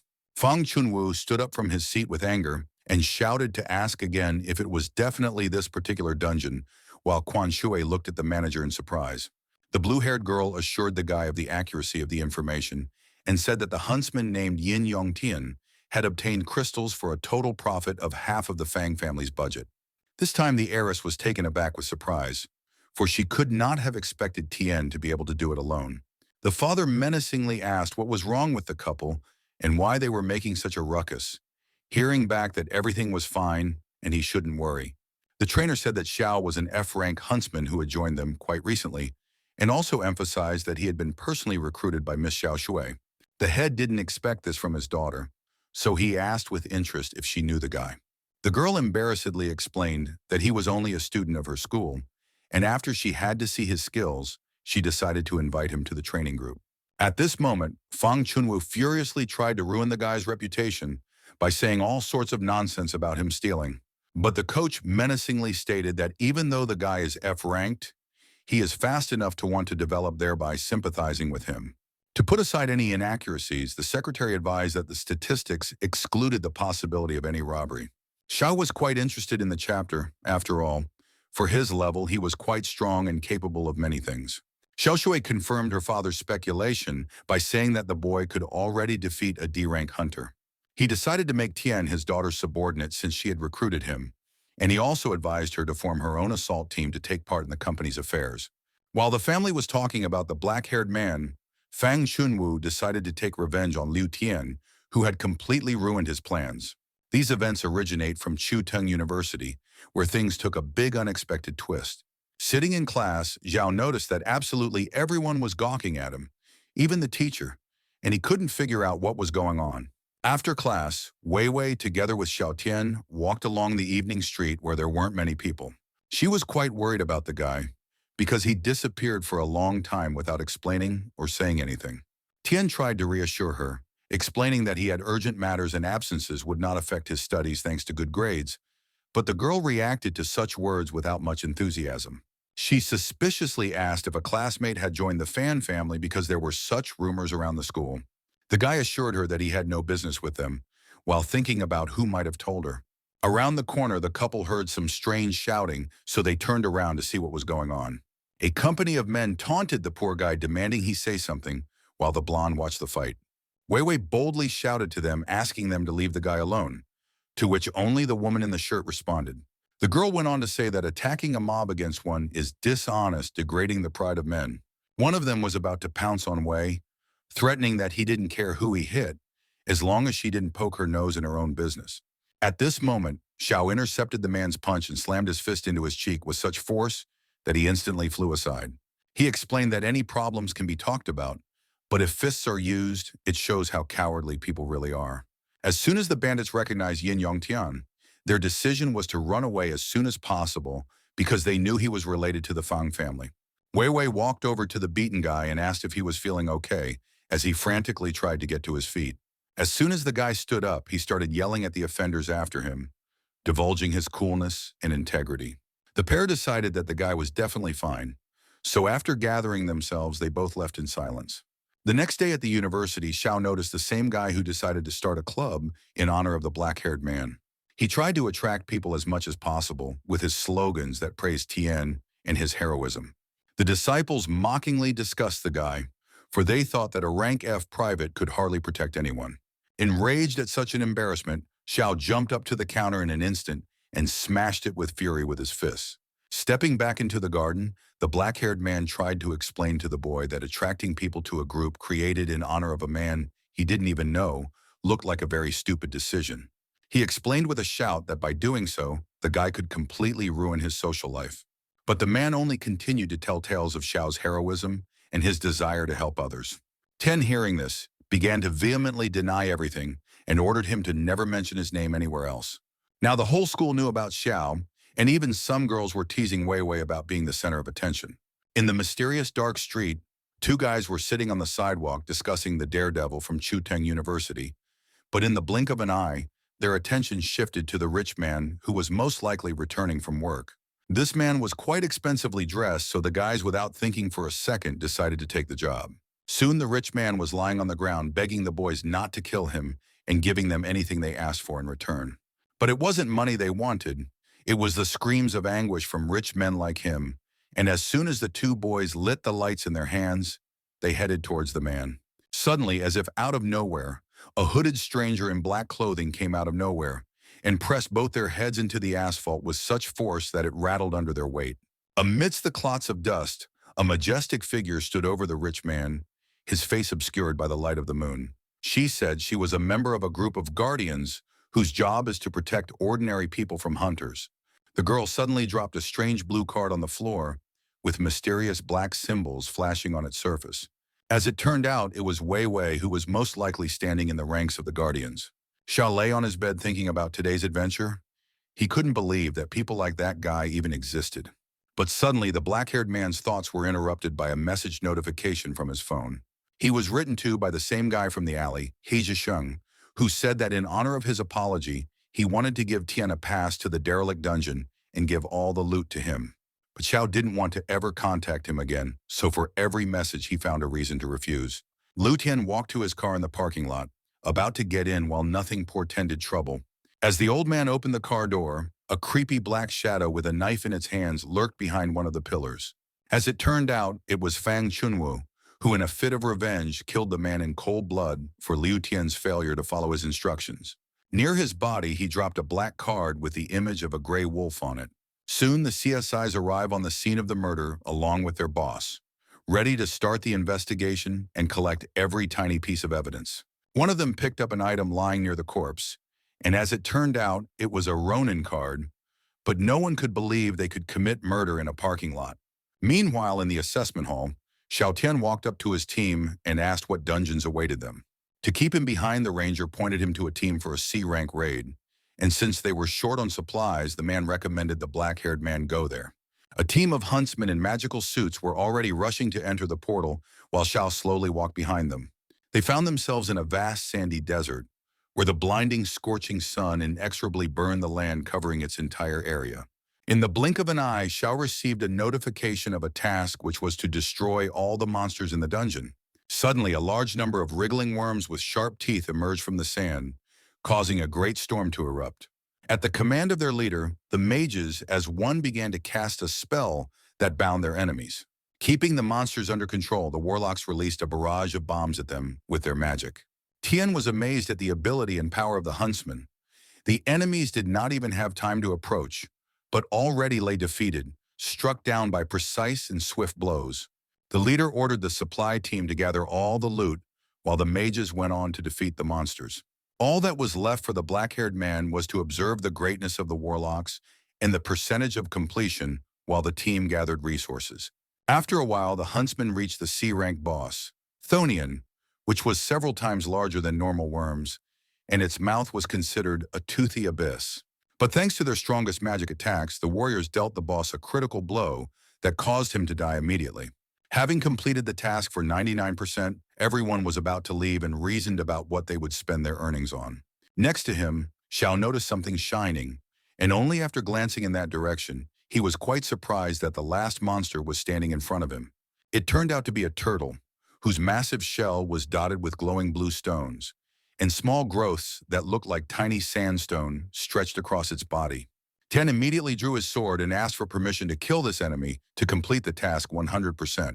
But the huntsman advised him not to waste his time, for the turtle had a very high defense, and even an S-rank hunter could not penetrate it. The guy couldn't believe what was happening, even when he gave the monster several powerful blows. The turtle remained motionless, as if it didn't feel any pain at all. Xiao decided to stay behind, assuming that this enemy was that remaining 1%. Hitting her with dozens more blows didn't produce any results, which made Tien angry and out of breath. He decided he needed to think about what to use against this shield, so he started remembering all of the trainer's techniques in the blink of an eye. The guy made one perfect hit that made a small scratch on the turtle's body. The black-haired man was giving her perfect blows until the night.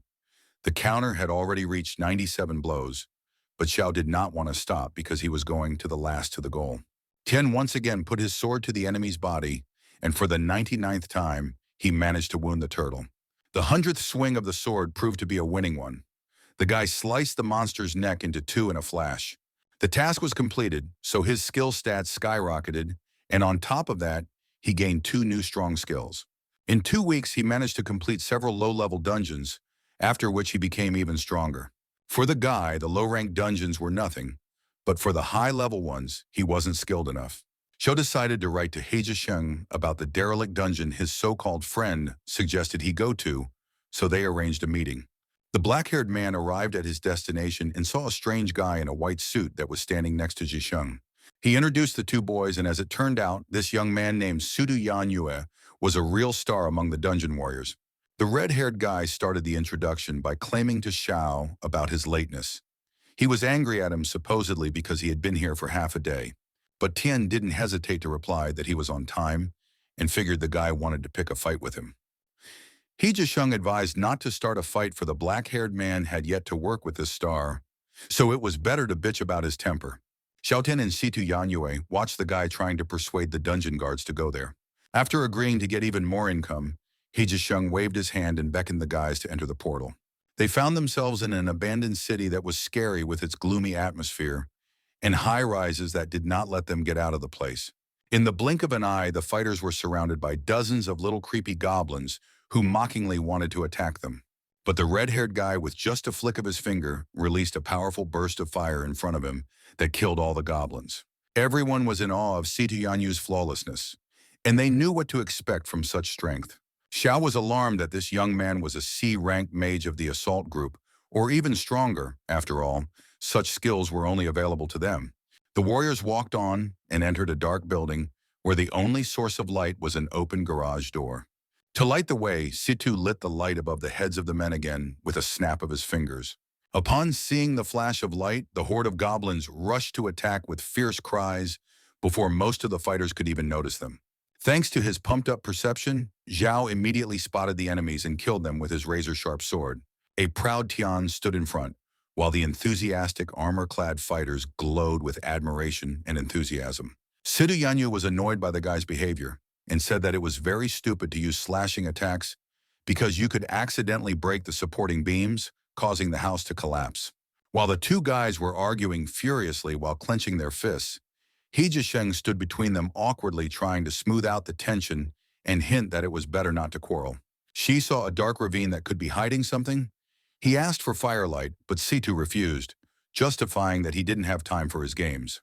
Everyone decided to follow Brother Yanyu, for he was much faster and stronger than Xiao. But as they walked, a faint glow of red eyes could be seen from the darkness. Out of nowhere, a large green goblin with glowing eyes and a barbed bat in his hand swooped down on the men. Without getting the slightest bit flustered, the guy used the tip of his hand to cast a spell on it, and in a second, the monster's rib cage burst into flames. The fighters were afraid to leave because the goblin was still moving, but the guy was walking towards the boss with a measured step with complete indifference. Tien had warned the guy in the blindfold that he didn't have to go with him to the gorge, but the guy didn't want to leave him alone. At this time, the red-haired man reached a huge gate with a beautiful gilded pattern, assuming it was the room with the boss. Without a second's hesitation, he blew the door open with one move, because nothing would keep him from getting to the boss. The group made their way into a huge room with hanging torches around the perimeter, seeing a huge knight in armor at the end of it. His posture was quite majestic. He sat imperiously on a stone throne holding a huge two-handed sword pointed at the floor. Upon closer inspection, the team noticed that the unknown knight was a goblin, as indicated by his glowing red eyes.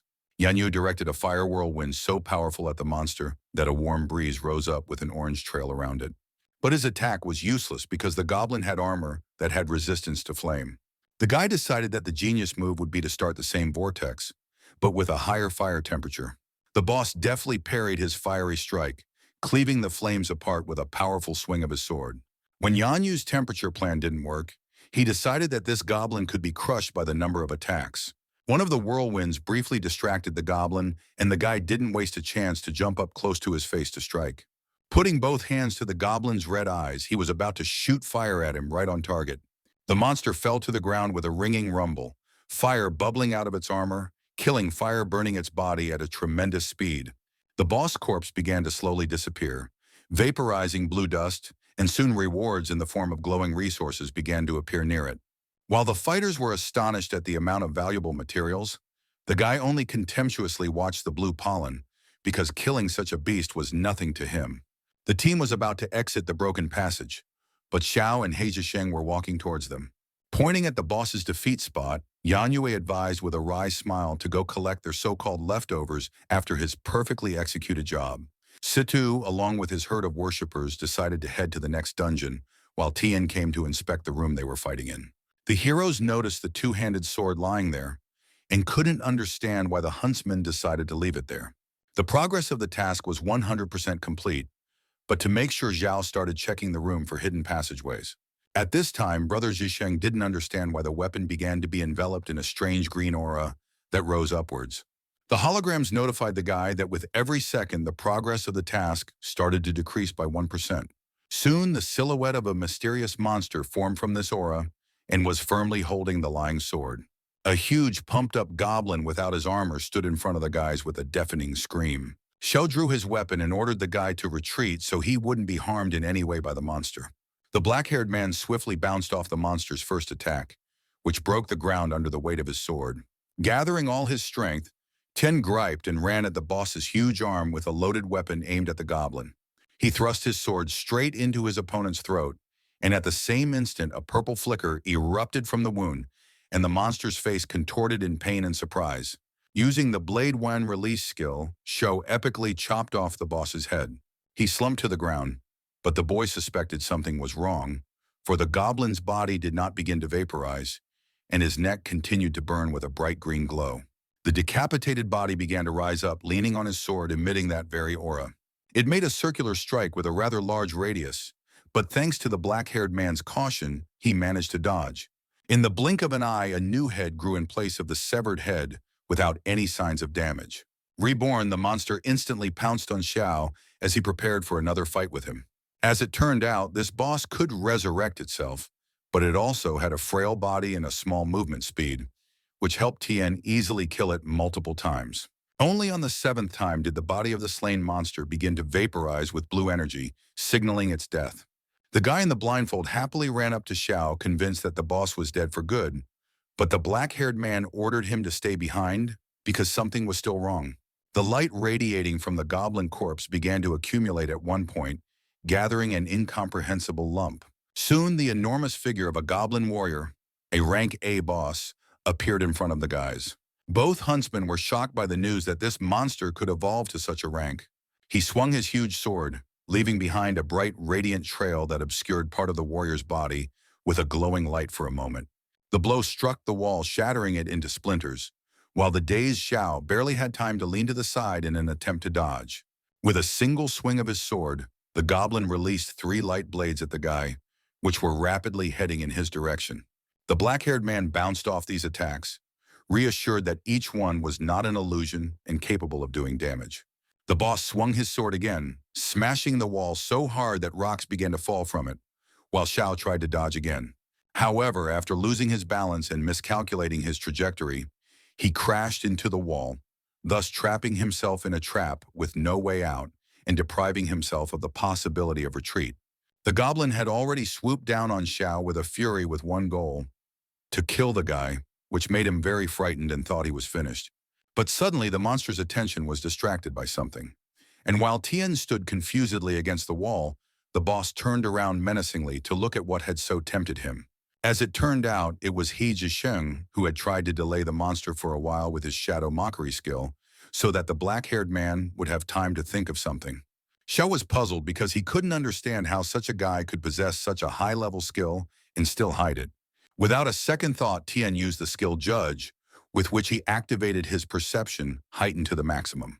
The guy marveled at the fact that he could now see every action even with his eyes closed. While the goblin continued to pursue Zhisheng with the same fury, the guy gathered all his determination and, overcoming his fear, timidly swung at the monster. However, his opponent reacted lightning fast, thrusting his sword out to meet the attack and deftly crossing his blades, causing a bright spark to erupt from the clash of their strength. Xiao ordered He Zhisheng to stop his taunt in a flash and hide far away so that he wouldn't interfere with the boss battle. He soon assumed that the goblin was going to use some sort of technique, but overall it wasn't a threat to him with the maximum perception skill. The warrior used a 5-light/chain technique that flashed towards the guy. Creating a copy of himself, the guy perfectly turned away from the attack and reflected it back into the enemy. Once the attacks reached the monster's body, they instantly pierced it fatally, and soon the defeated boss began to slowly dissolve into thin air, turning into shimmering dust. Yin Tien had completed the task for which he had obtained the ability Substitute Doll, which gave quite useful skills to the owner. Sifu felt dissatisfied with the results of the past dungeon, so he immediately led them to another one where the Arctic permafrost reigned. Above their heads, they noticed the silhouette of a huge, intimidating bird that was heading somewhere. After landing on the ice block, a B-rank boss in the form of a bird of snow and ice spread its wings in front of the warriors. The fighters rejoiced in an instant, for they could easily handle the enemy's ice with the fire element. Sudu Yanyu shot out a charged fiery strike, as if sending a small nuclear mushroom at his target. However, the bird had not the slightest difficulty in dodging the attack with just one mighty flap of its huge icy wings. Without a second thought, the guy began to act on his old technique of overwhelming his victim with the number of attacks. Noticing the flying lights, the boss decided to blow them away with a stream of wind from the movement of his wings, thus deflecting attacks into the enemies. The mage decided to give the bird a crushing blow by building up a huge ball of fire energy above him. The enemy at this moment was preparing for the same, and having gathered all the forces, had built up a huge piece of ice near which hundreds more small shards were spinning. The two powerful elements collided in a furious battle and tore the space between them, splitting into two opposing streams of energy, each seeking to absorb and suppress the power of the other. But Sutu Yanyu's flames were too weak to melt the bird's ice spikes, so his element lost.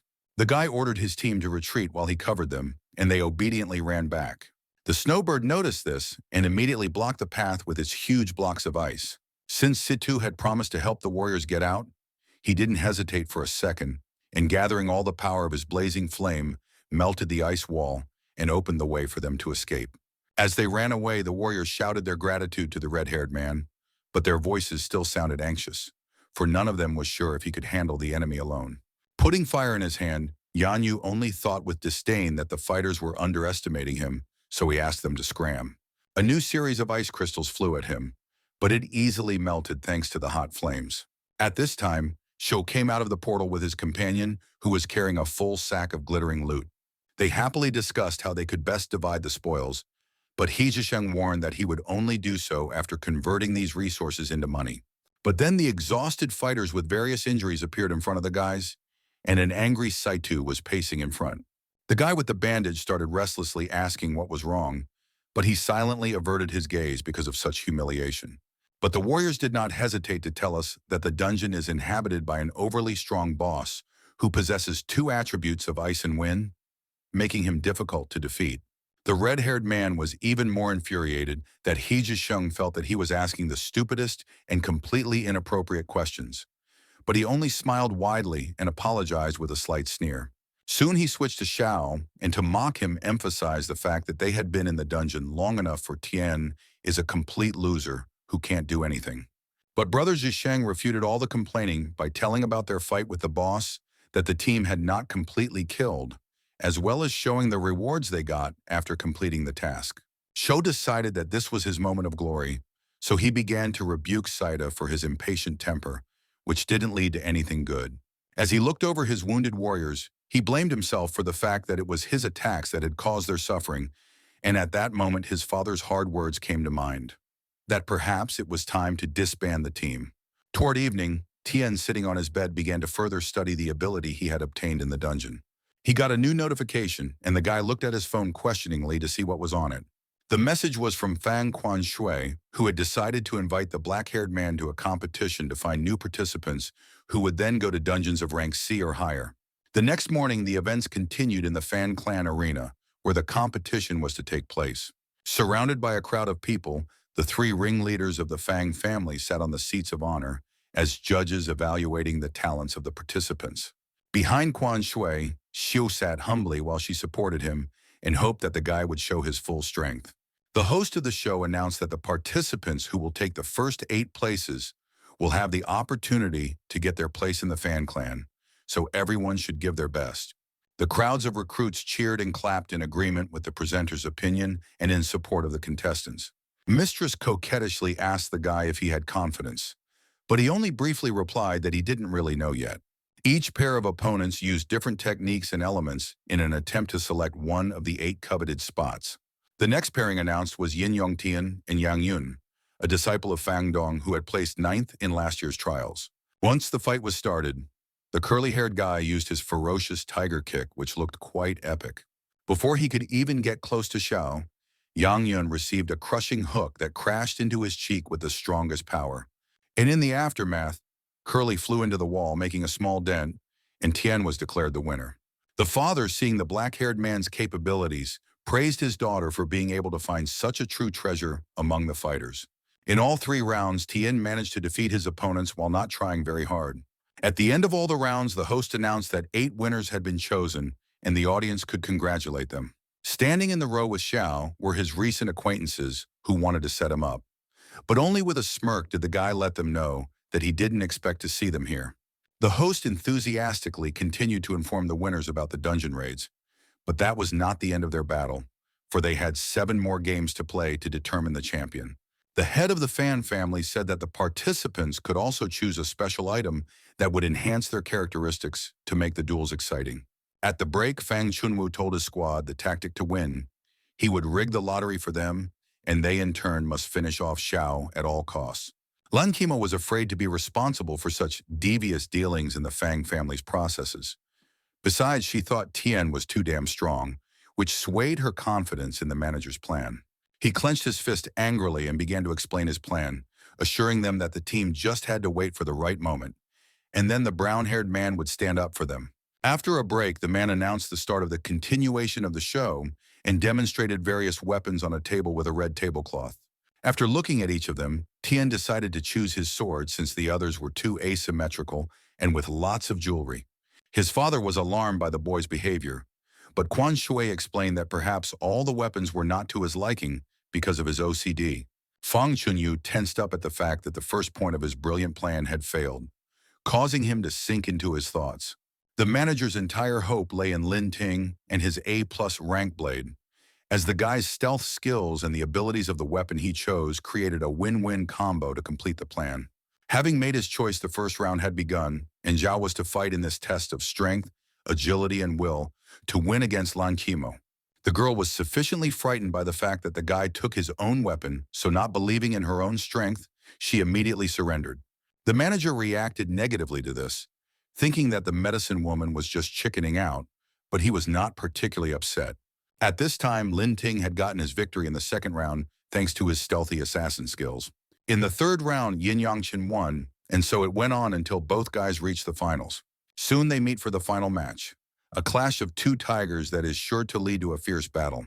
At the first blow, the boys crossed their swords, on which sparks began to ignite from the force of the pressure, just like the eyes of the participants.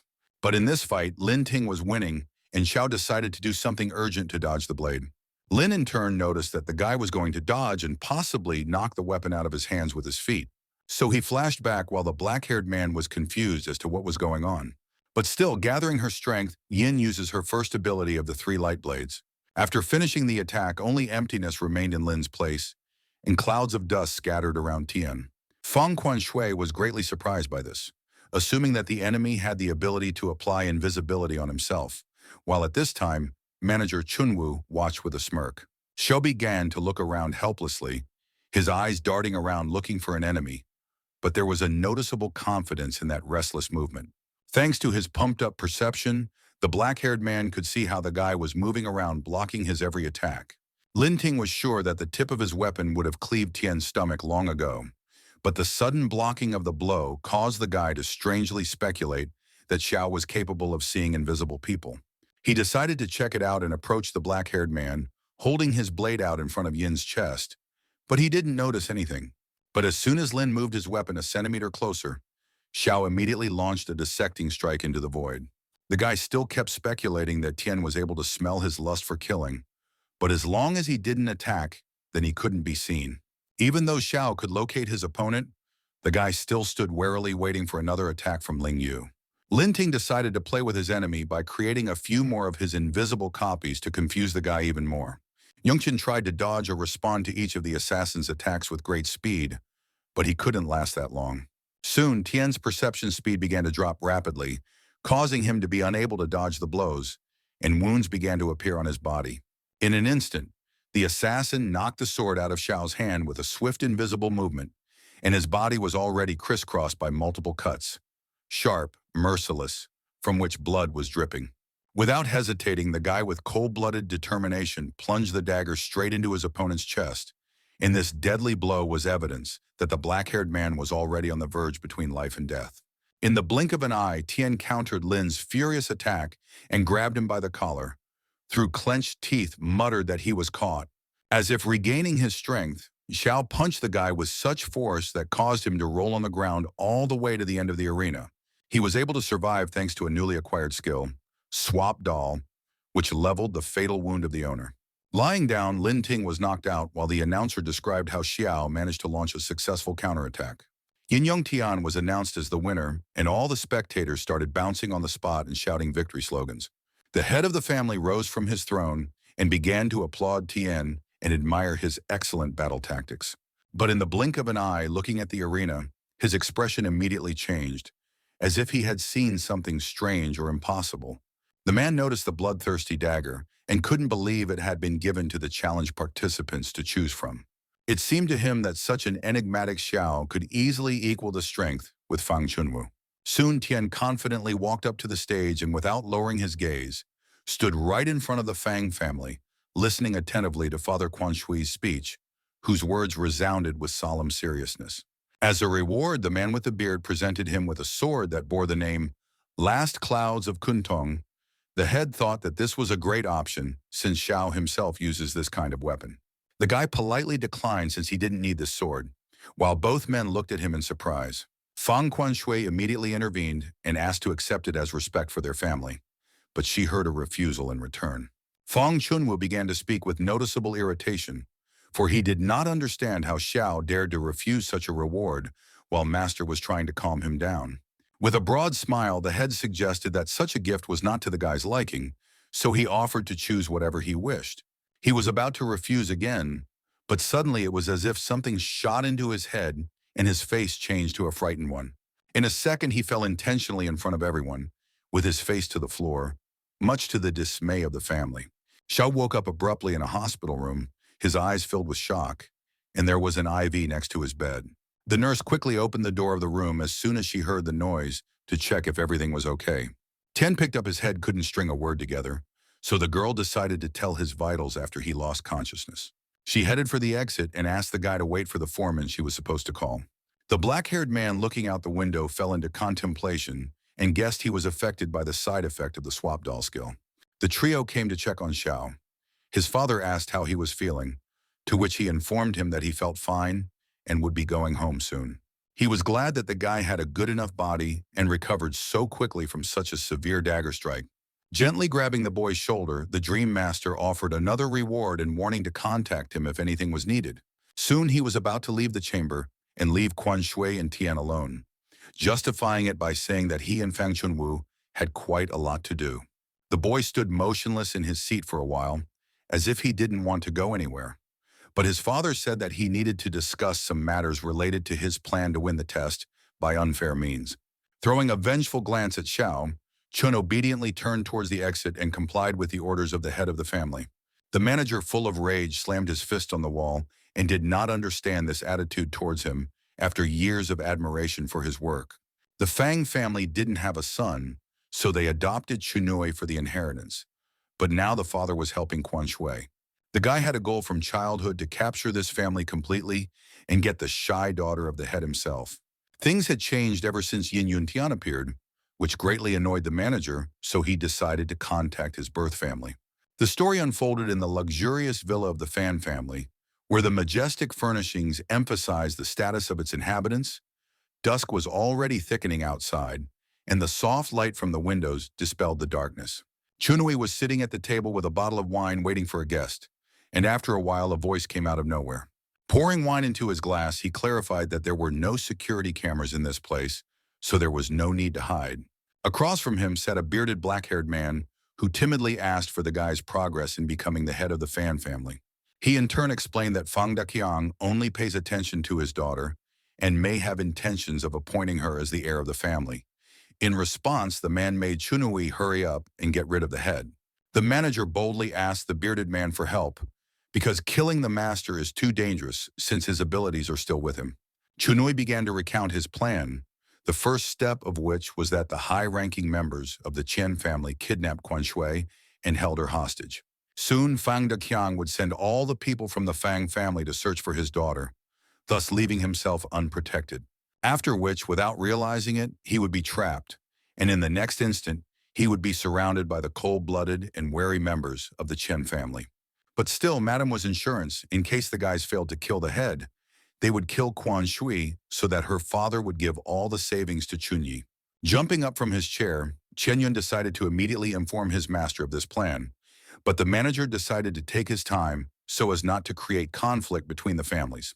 With a smirk, he announced that he had one person to blame for the crimes he had committed. The next day, Fang Daqiang gathered his entire family as well as his cronies and allies for important talks. The man began to discuss trade reports that had failed inspection and were practically stolen by the Chen family. Executive Director Fang Huan vehemently suggested that someone might be leaking them all the internal documentation, because of which their reports could not be accepted. She shouted that there was a dastardly traitor among the people at the table. Father agreed with the CEO's assumption, so he suspiciously asked Chun what he thought about it.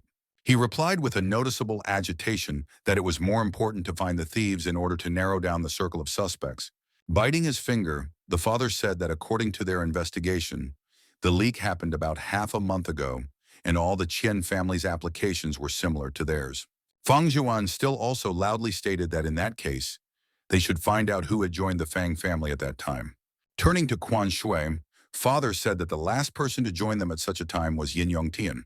But Madame excitedly argued that he could not have done such a thing because his attendance is only active on the raids of the underground city, and F-rank hunters do not have access to such documentation.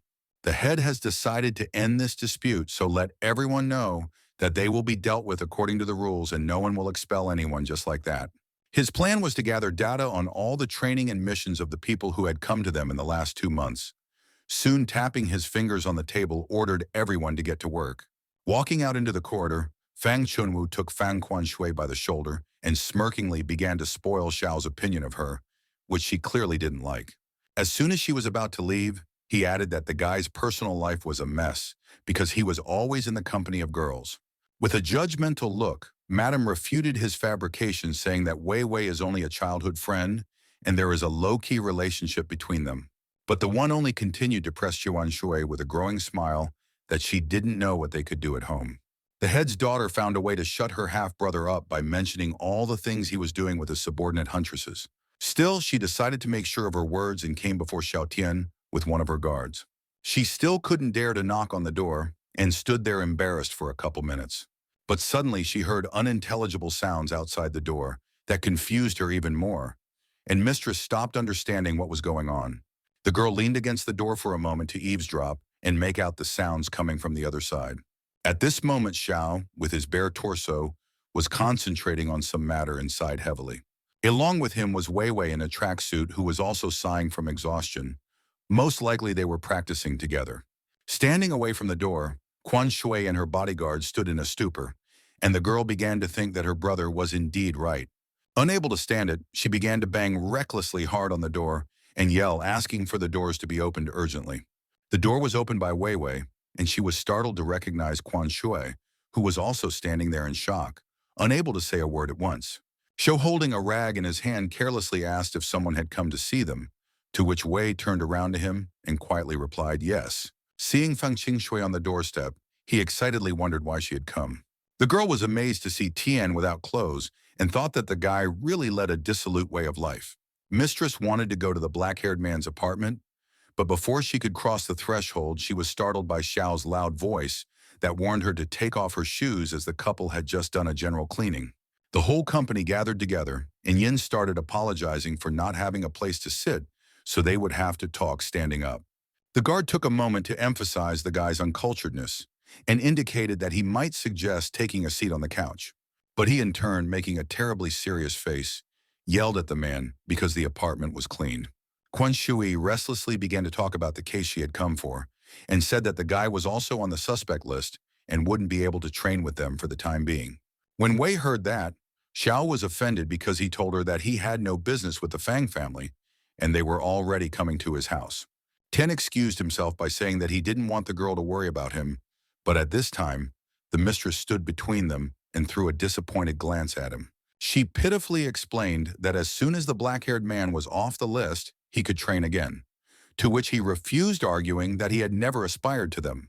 Slowly turning to aggression, the girl threatened that he couldn't just leave, because by law he was under her authority. Wei Wei grabbed Xiao's arm and threateningly replied that he didn't belong to Mistress in any way, so she should not seduce everything on her own account. Soon there was a dispute between the girls over Tien, for each needed him for certain purposes, and they both did not want to give him up.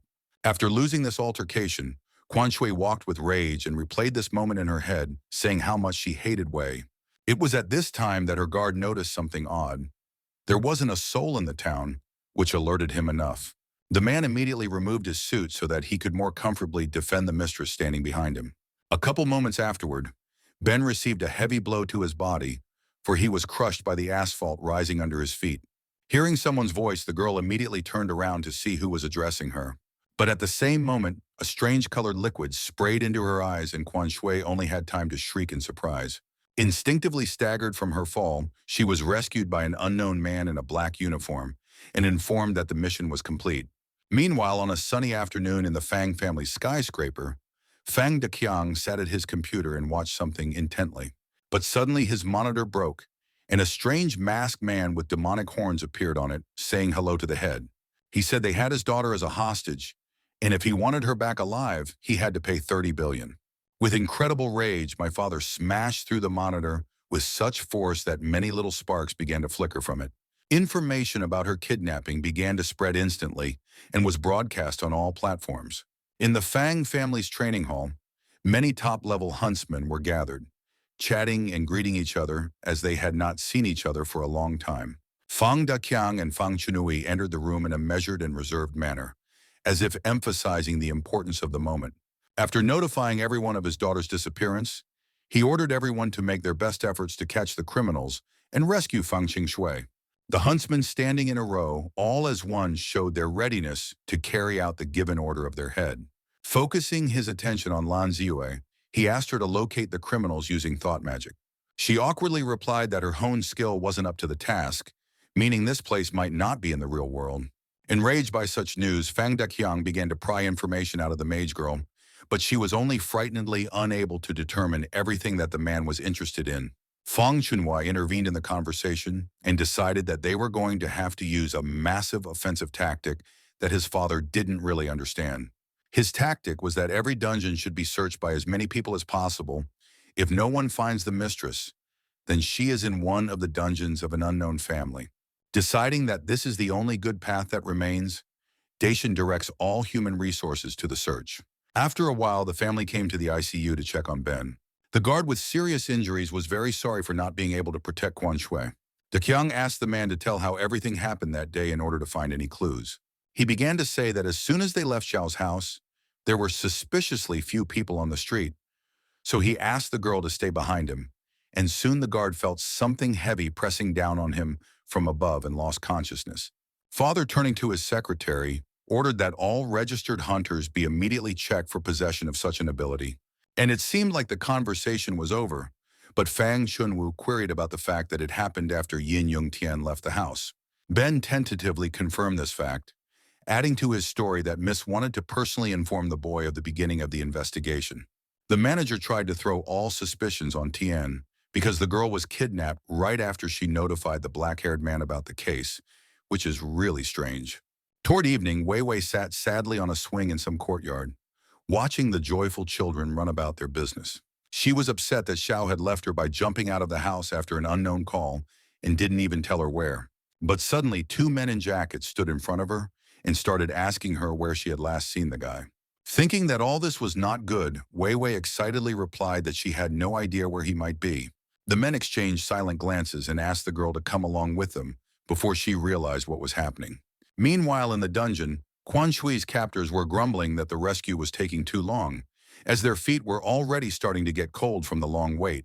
After overhearing their conversation, she became acutely wary, realizing that the real target of the kidnappers had been Fang Daqiang all along. As it turned out, they were in a permafrost dungeon in one of the caves of the Big Ice Mountains. But suddenly, three silhouettes appeared on the horizon, and their appearance made it clear that they had come here not by chance, but with a definite purpose. As it turned out, it was Brother Saitu and his subordinate who had called Xiao to come to the dungeon for company.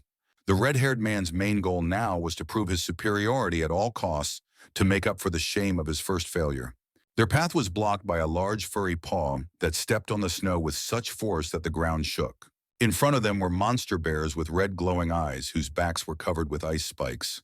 Hajishing warily asked Shitu if these monsters were dangerous, since he already had the experience of passing this trial. He lit his fire in his hand and said with confidence that only the boss would be a problem in this dungeon. After saying those words, he unleashed a crushing burst of fire on the monsters to finish them off for sure.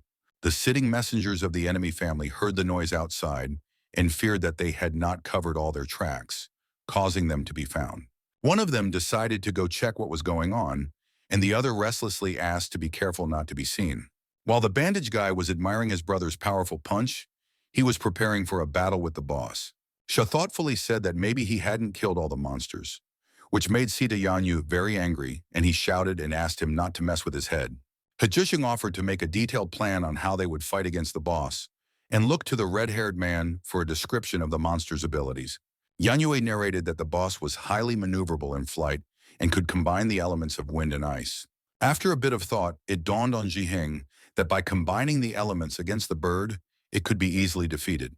Taking the guys by the shoulders, he explained that thanks to Xiao's wind element and Situ's fire element, one could strengthen the attacks that would melt the monster's ice crystals. Their discussions of the plan were interrupted by the sound of a bird flying in the sky, and the brother ordered everyone to prepare for the attack. Both heroes stood in front of the bird, gathering all their strength to cross fire and wind to show the best result.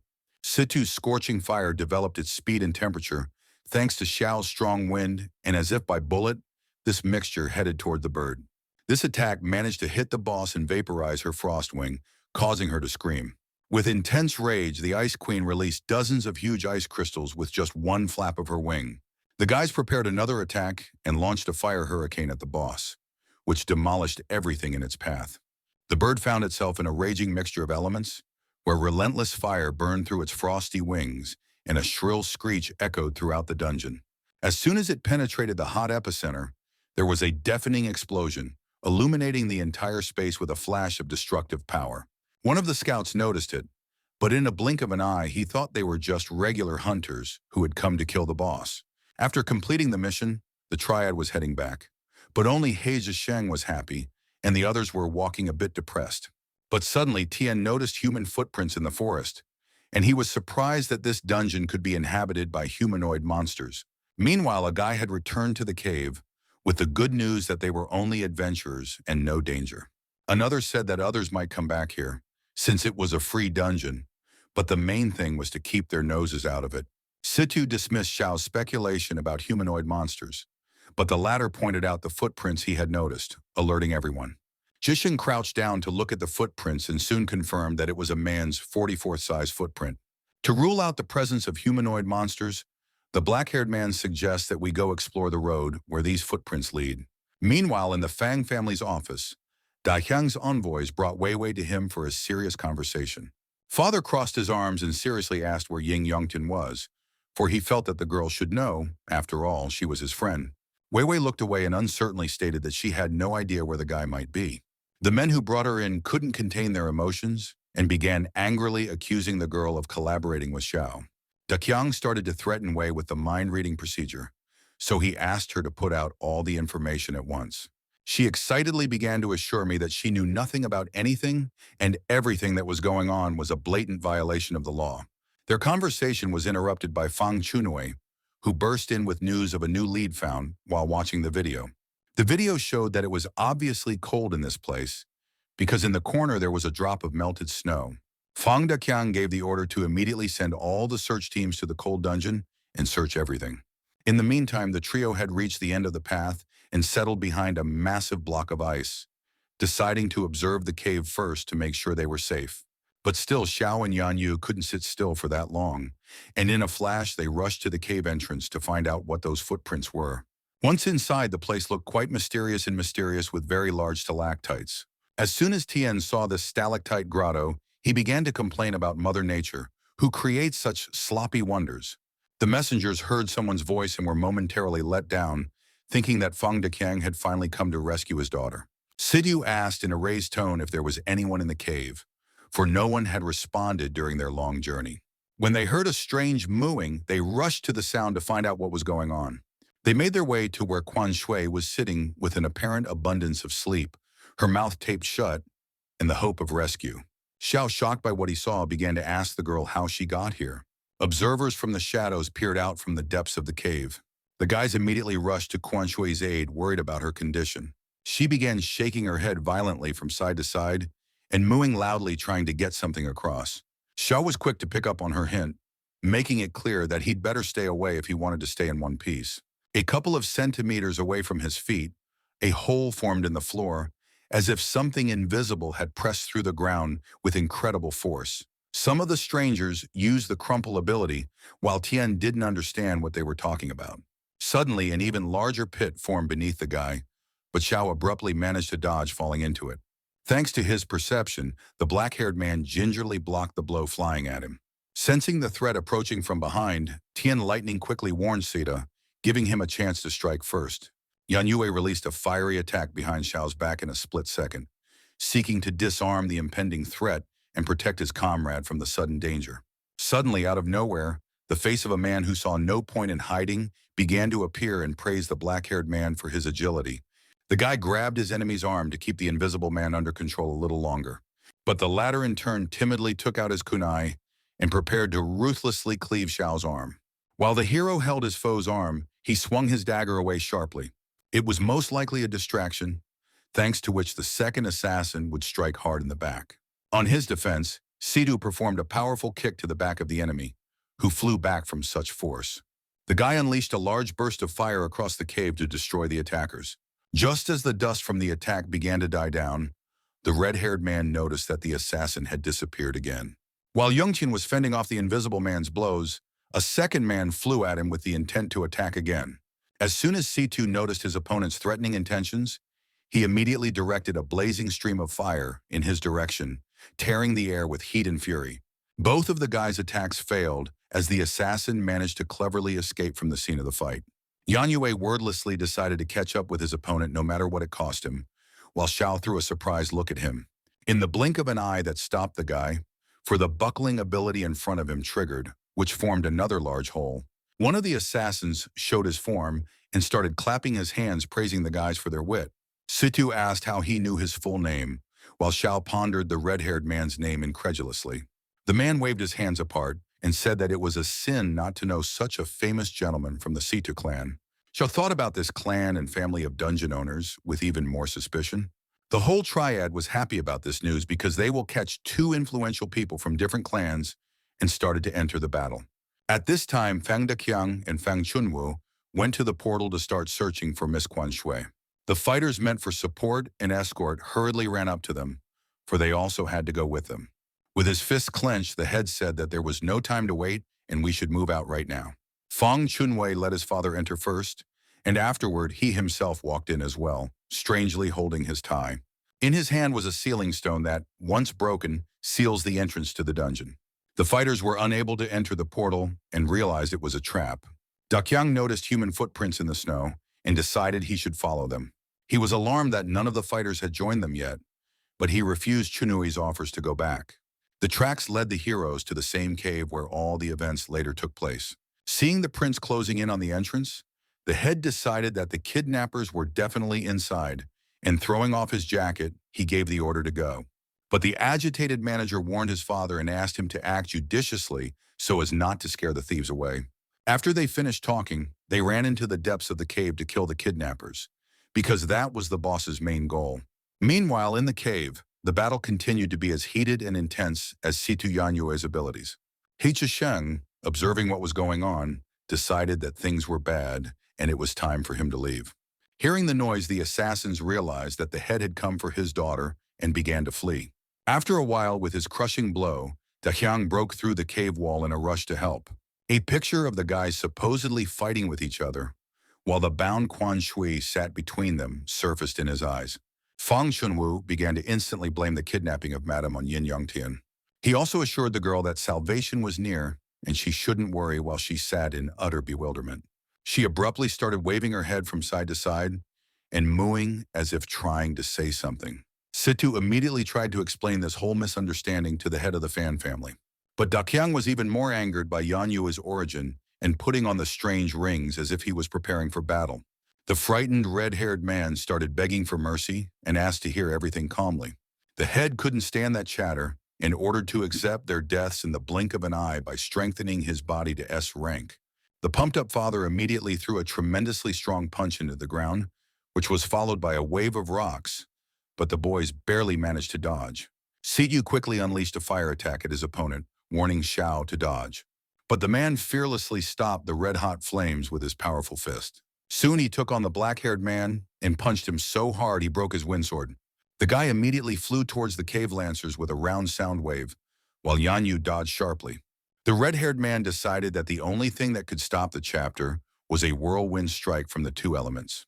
From the last of his strength, Zhao activated his protective gloves and began to fluff his bellows with the scrap of his sword. In the blink of an eye, a huge firestorm formed in front of them, with Fang Deqiang falling within its radius. Droplets of sweat appeared on Quan Shui's face from great excitement for her father, and her eyes showed tremendous fear. After recovering from the blow, Xiao began to worry about the state of the head while Sutu made excuses for their counterattack. A few moments later, both guys were pressed into the ground with incredible force, for Deqiang was not even injured in any way. He squeezed Xiao's throat so hard that he spat out blood with his eyes. The head with rage was about to kill the guy with a swing of his big fist.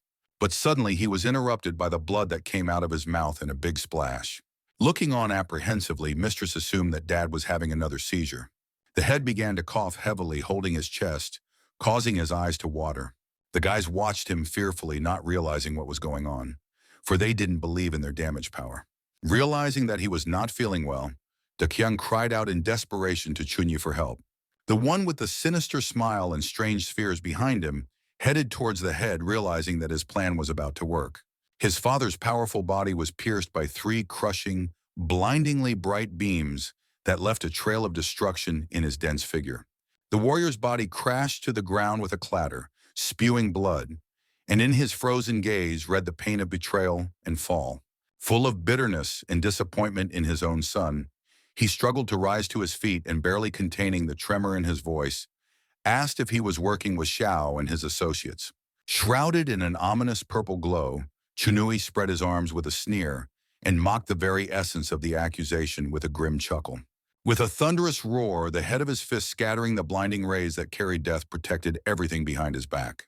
He was able to withstand the manager's crushing attack, and while he was frozen in shock and unable to move, Kyung was already raising his fist for a decisive strike.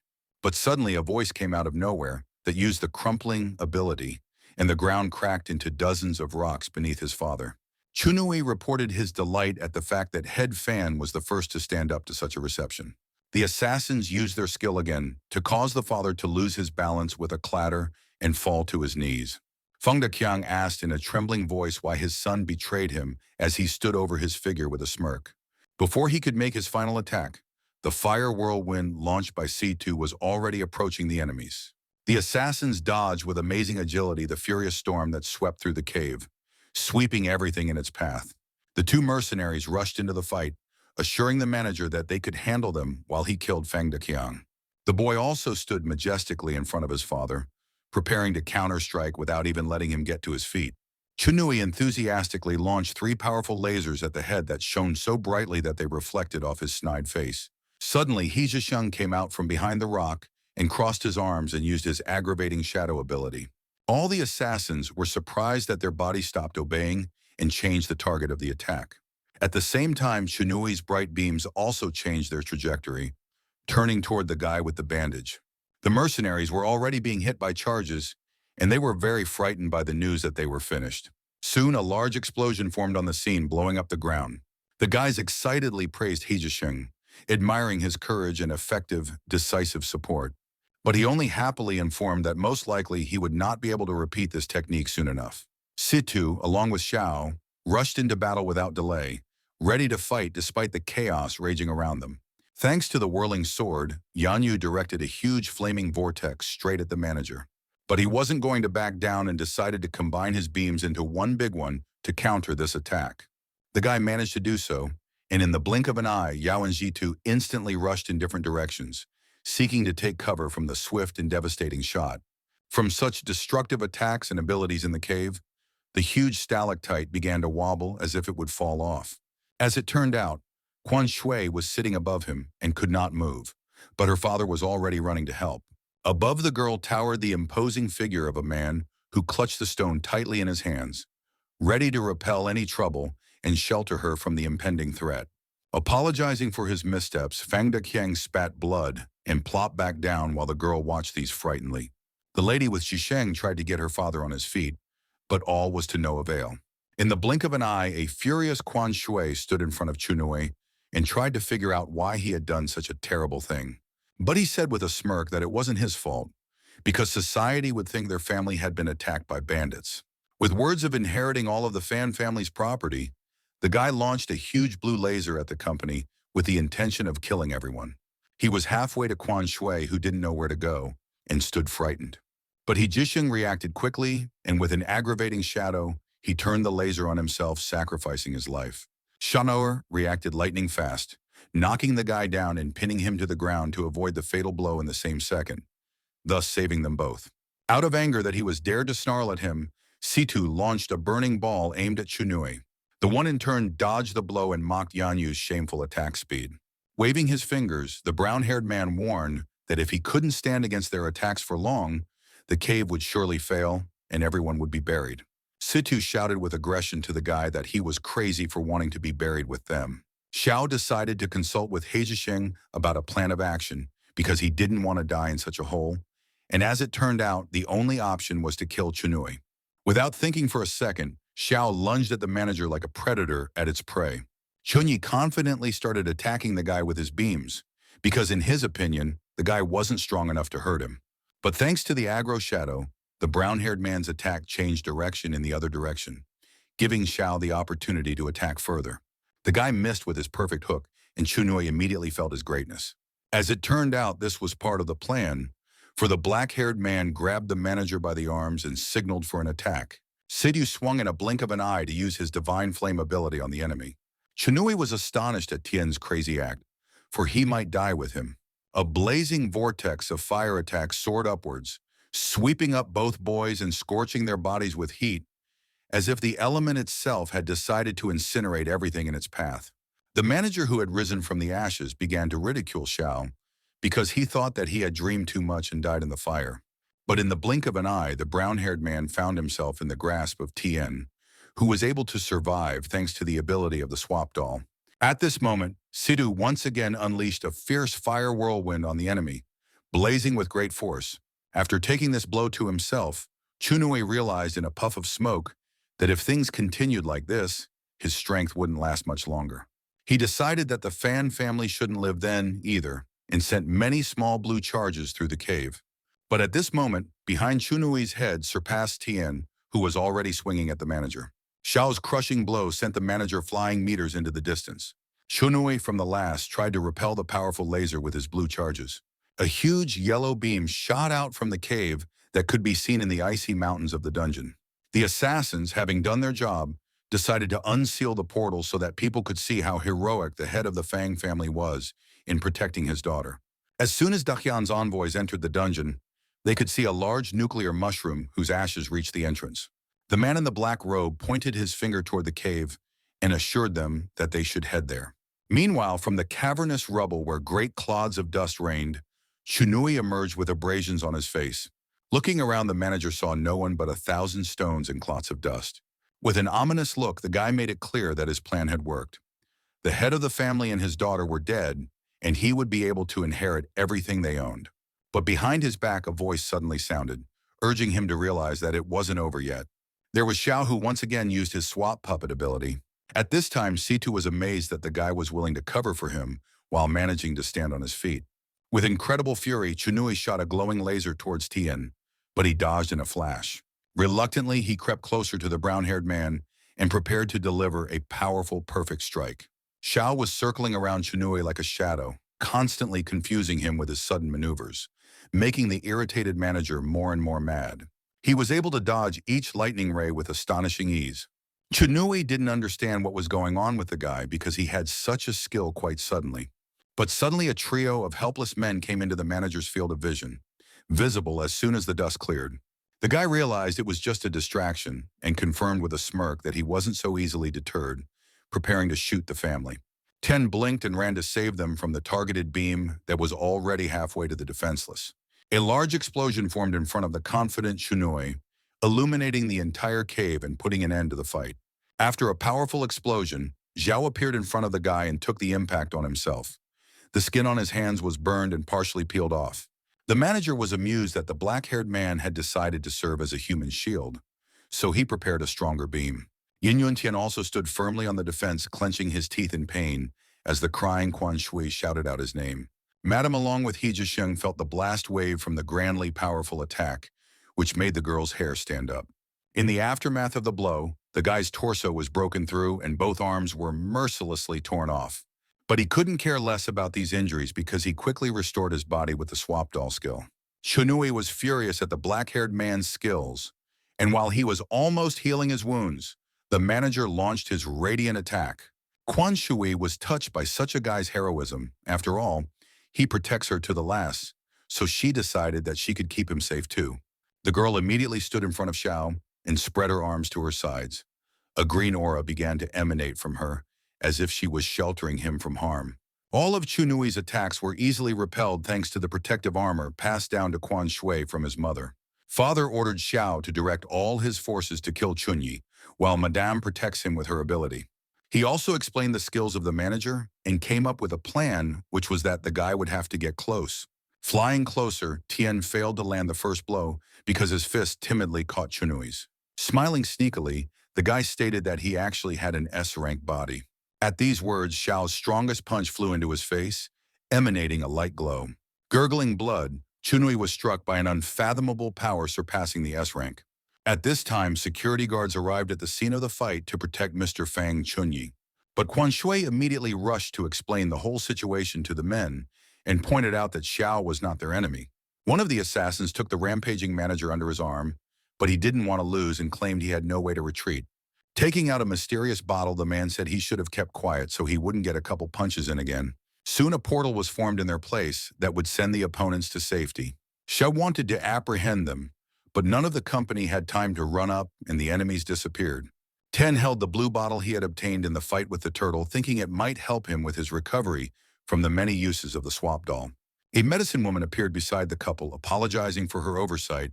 She asked if Quan Shui was all right. Not expecting to hear such a question, the girl turned around and assured her that she was fine. Turning her head towards Tien, the lady restlessly inquired about the lad's well-being, to which he only showed a yelp. At this time, the sorceress was viciously jealous of the black-haired man, for he had a special influence over her.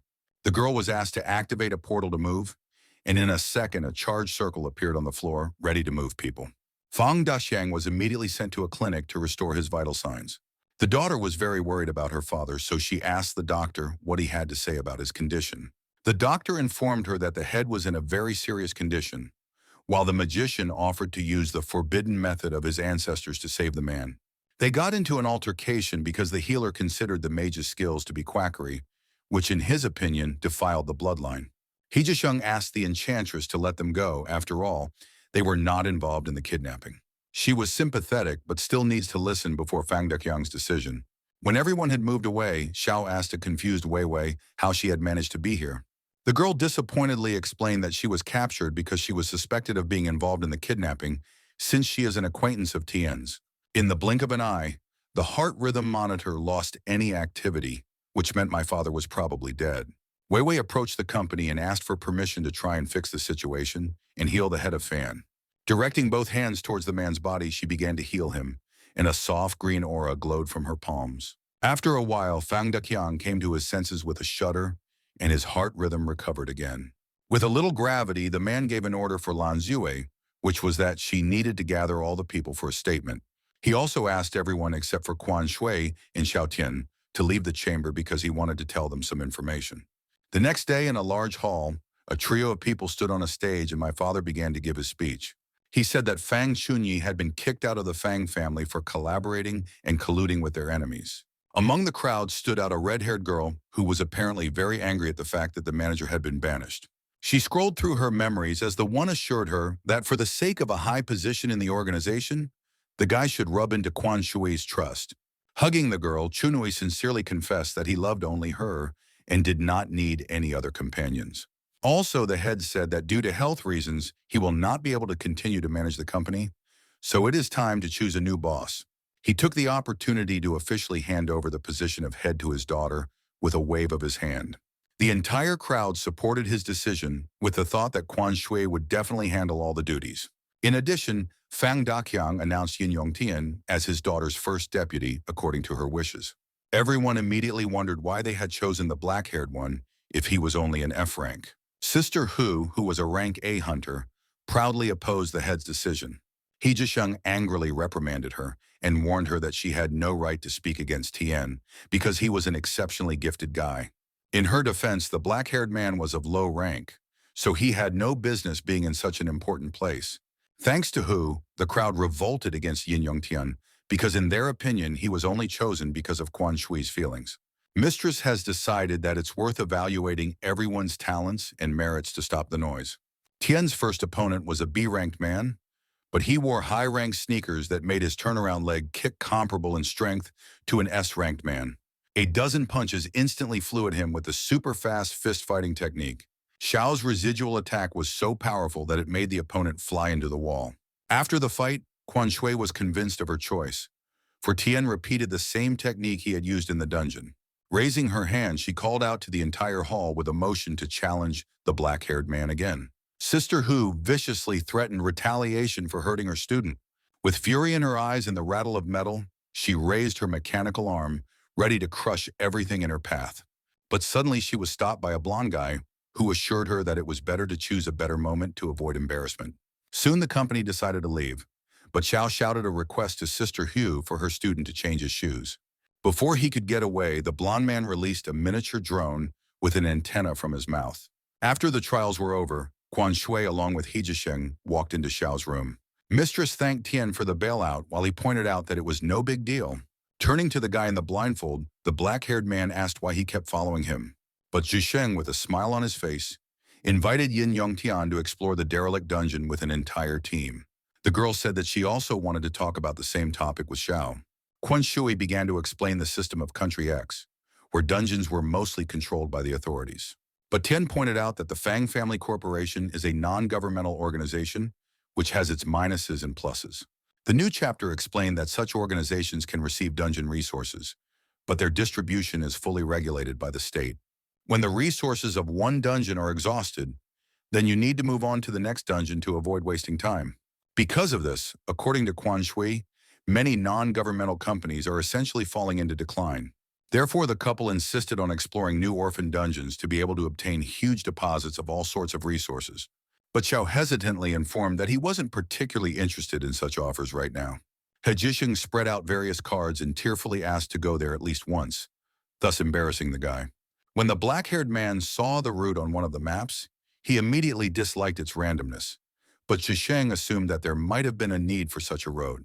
But in the blink of an eye, Xiao delightedly decided that he would take his most direct path straight to the western dungeons. At this time, a miniature drone clipped onto the girl's shoulder released by the blonde-haired guy earlier. As it turns out, this bug was installed to intercept information for Sis Hu's team. The girl turned to Brother Bao with a strong request to finish off Yin Yongtian, because only he is capable of doing this. With a sinister smile, the S-rank hunter promised to complete the mission and make the guy pay for everything in full. At this time, Quan Shui noticed a strange folder on the laptop's desktop and decided to open it. The girl had seen many documents that talked about the Chen family, which meant that Chun Wu had contacted them many times. At that moment, her father came into her office to visit his daughter and ask how she was coping with her new position. The mistress immediately showed the man all these files, and as it turned out, Chun Wu had infiltrated the hunters of the alien family as internal spies. But before he could say anything, Fang Daqiang suddenly pushed his daughter, causing her to fall in shock. In his hand, he held a broken listening device that my father had noticed thanks to his S-rank vision. Quan Shui shouted with annoyance that someone now knew Yin Yongtian's plans about investigating the dungeon in the west. At this time, on the large monitor, the team was watching Fang Shunui, who gave instructions to follow the black-haired man. His plan was that Brother Bao would become an agent who would enter Xiao's circle of trust, and while the guy would lose all his strength in the dungeon, he and his buddies would join the fight. Yin Yongtian and his friend had already traveled to the dungeon and saw a huge tower on their way. It was their first post on the trail, so the guy immediately decided to head there. But Zhisheng had warned the black-haired man that they needed a larger group, but he was surprised that such a thought had only occurred to him now. In the blink of an eye, a silhouette wearing a hat appeared on the roof of the building, being covered by the sun behind it. He deftly descended to the ground and invited the boys to join him for the sake of scouting the local dungeon.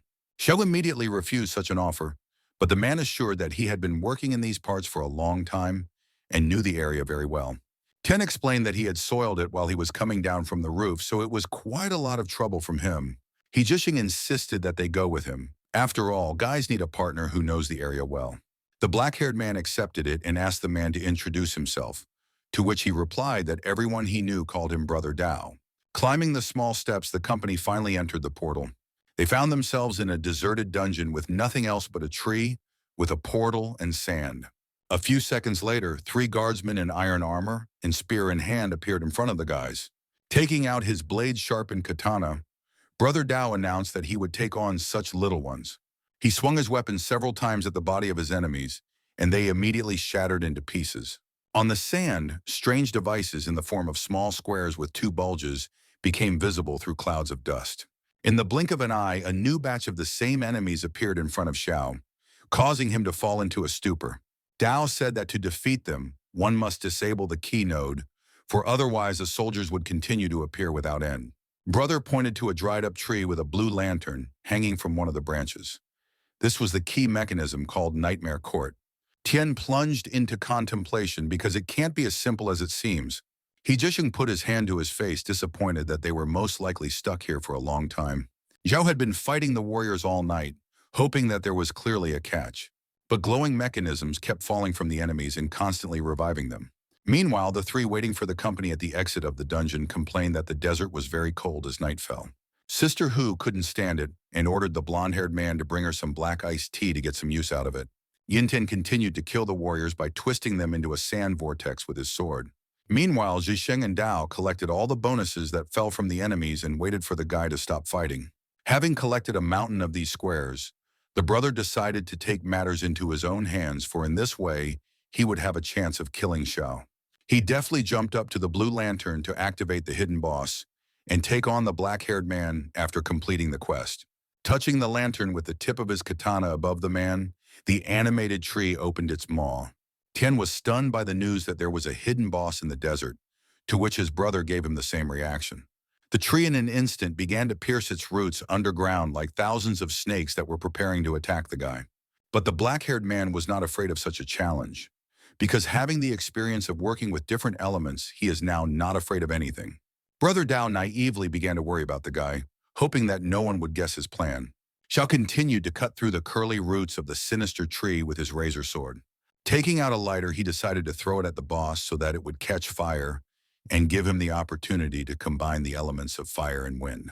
As soon as it entered the monster's mouth, it began to swell to the point where the white glow from the crevices signaled an imminent explosion. The brightest sphere exploded in the center of the battlefield, knocking the team back and illuminating everything around them with a blinding light of destruction. Xiao managed to dodge the explosion, so the number of uses of the swap doll remained the same. But after this, the monster grew in size and became much stronger than before. Brother Dao twisted his leg as the powerful wave of the explosion knocked him down and threw him backwards. He thanked Xiao for his help, but he also couldn't believe that his enemy had saved his life.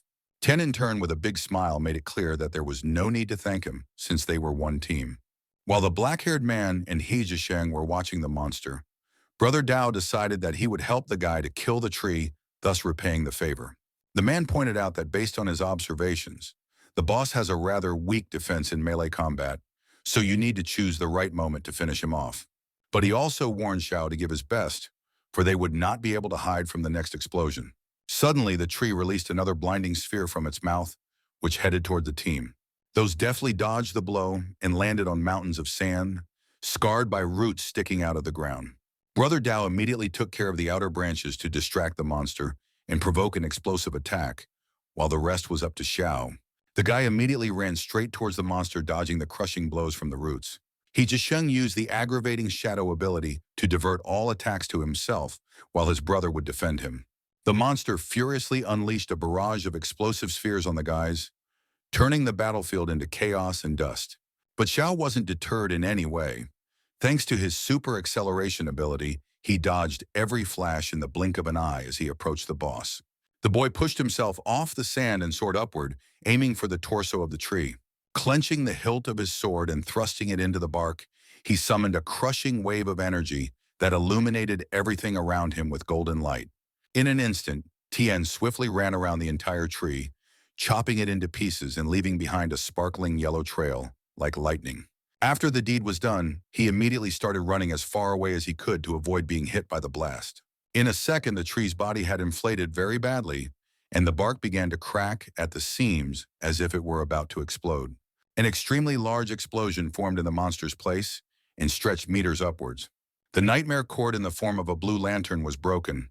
This meant that the boss had been defeated. After the boss died, all the guys flew up like they lost gravity. As they landed on the ground, they noticed a white glow coming from the collapsed tree. A dazzling white sphere erupted from within. Tiny stars immediately flashed around it, giving it a magical grandeur. This sphere had the name Weightless Space, which had the ability to create a weightless area with a diameter of 100 meters. Brother Dao exhaled with relief because finally this duel was over. Stretching his arms, Xiao ordered the team to head to the next dungeon since he wanted to clean them all out. Each boss easily succumbed to the black-haired man and was killed by the guy's astonishing strength. The guys were shocked by Tien's skills like this, and Zhisheng didn't even think they could get this far along the route. Zhisheng looked at the map and said that the next dungeon was the westernmost dungeon. Soon the team arrived at a dune town inhabited by Viking-like people. A crowd of people gathered in the central square, supporting a shapely girl in a pink dress. But after a while, a vicious dragon appeared in the sky, scaring everyone around with its roar. He grabbed the stranger with his big paws and flew into oblivion. All the men were upset and disappointed by Princess Jenny's kidnapping, while Tien watched the scene with incomprehension. Zhisheng said that this scene looked like an in-game video, and there was nothing like this in the dungeon. The pink-haired Viking angrily asked if the guys wanted to save the princess by killing the dragon. He also said that he had seen with his own eyes how the brave hero had slain the evil dragon with his sword, so the man was confident that Xiao would be able to save the princess too. The guy with the armband was amused that the Viking talked like a non-player character from a computer game, so he assumed this dungeon had a plot. At this time, Brother Bao was fearfully staring somewhere in the distance, so Tien anxiously asked what was wrong. After all, he looked like he had seen a ghost. The man shouted in surprise throughout the square, for he had supposedly seen his son. The brother tearfully told the sad story of searching for his missing son through these dungeons. But it didn't take long for the Viking to blurt out a message to him that he didn't even know him. At this moment, Zhao asked the man to gather his snot, for it looked too disgusting. With a good-natured smile, the short man provided Dao with a baggie with a strange square inside for him to wipe himself. The boys at first mistook the thing for an ordinary cookie, but the warrior explained with a serious look that it was a compressed flying carpet. As soon as he threw it into the fountain in the central square, the red-colored folding carpet immediately assumed its normal shape. Xiao was alarmed that such a strange phenomenon had appeared in the dungeon. Brother Dao was still trying to prove to the Viking that he was his father, but Zhisheng decided that the man was confused in his thoughts. Tien began waving the Viking's belongings around, convincing himself that he was only an indifferent character. The guy in the blindfold gave his opinion, which was that it was strange enough that no one in the dungeon was interacting with them. The black-haired man decided to kill the local boss first and then figure out what was going on. The company seated themselves on the flying carpet, and it swiftly soared into the air, carrying them beyond the walls of the city. They were followed by a white drone with a strange black X on it. At this time, Chun Wu's envoys were sleeping sweetly in sleeping bags near the fire. But suddenly the phone lying on the nightstand next to it rang, waking up Sis Hu. A hologram of Chun Wu appeared in front of the team, who was furious that he hadn't received any news about Yin Yongtian. Hearing that Brother Dao had yet to come out of the dungeon, he was quite angry with him. There had received a message with the same mysterious X, and he asked to wait a little while to respond to it. The girl wondered if they were sure to keep an eye on the portal, thinking something had been missed. Full of rage, Chunyi informed the team that Xiao was already in the western dungeon, so he ordered them to head there immediately. A black truck drove out from behind the mountains, raising tons of sandy dust behind it. As it turned out, it was Quan Shui who had come to help the guys, but she had doubts about whether she could do it alone. Wei Wei also got out of the car and headed for the mistress, but the latter informed her that she didn't have to go into such great danger. But Wei did not like such care on the part of Quan Shui. With reproach, she reminded the girl that she had been friends with Xiao since childhood and had every right to come to his aid. At this time, Fang was sitting in his office reading various kinds of documents. On his tablet, a news item popped up about how S-rank youths were exploring the Western Dungeon for the first time. As he read the text to the end, he noticed that it reported that the entire crew had been destroyed. This scared the former head so much that he decided to go to this dungeon himself to give help. But suddenly the stranger took him by the shoulder and advised him to stay out of it, which greatly frightened Dahyang. Behind the man's back stood a man in a black robe who held a red dagger to his father's throat, asking him not to make any sudden movements. He persistently begged Fang Dakyang to withdraw all of his men from the Western Dungeon territory. But the latter didn't listen to him and immediately activated his body evolution to rank S in order to defeat the stranger. That man with sinister eyes barely snapped his fingers, as if he had summoned an invisible force. Immediately, his father's mighty body was cut into dozens of pieces, leaving no chance of survival. At this time, the carpet dropped its passengers, letting them know that they had arrived at their desired destination. Brother Dao was uncomfortable because he was originally supposed to infiltrate the guys as a spy, but ended up becoming their ally.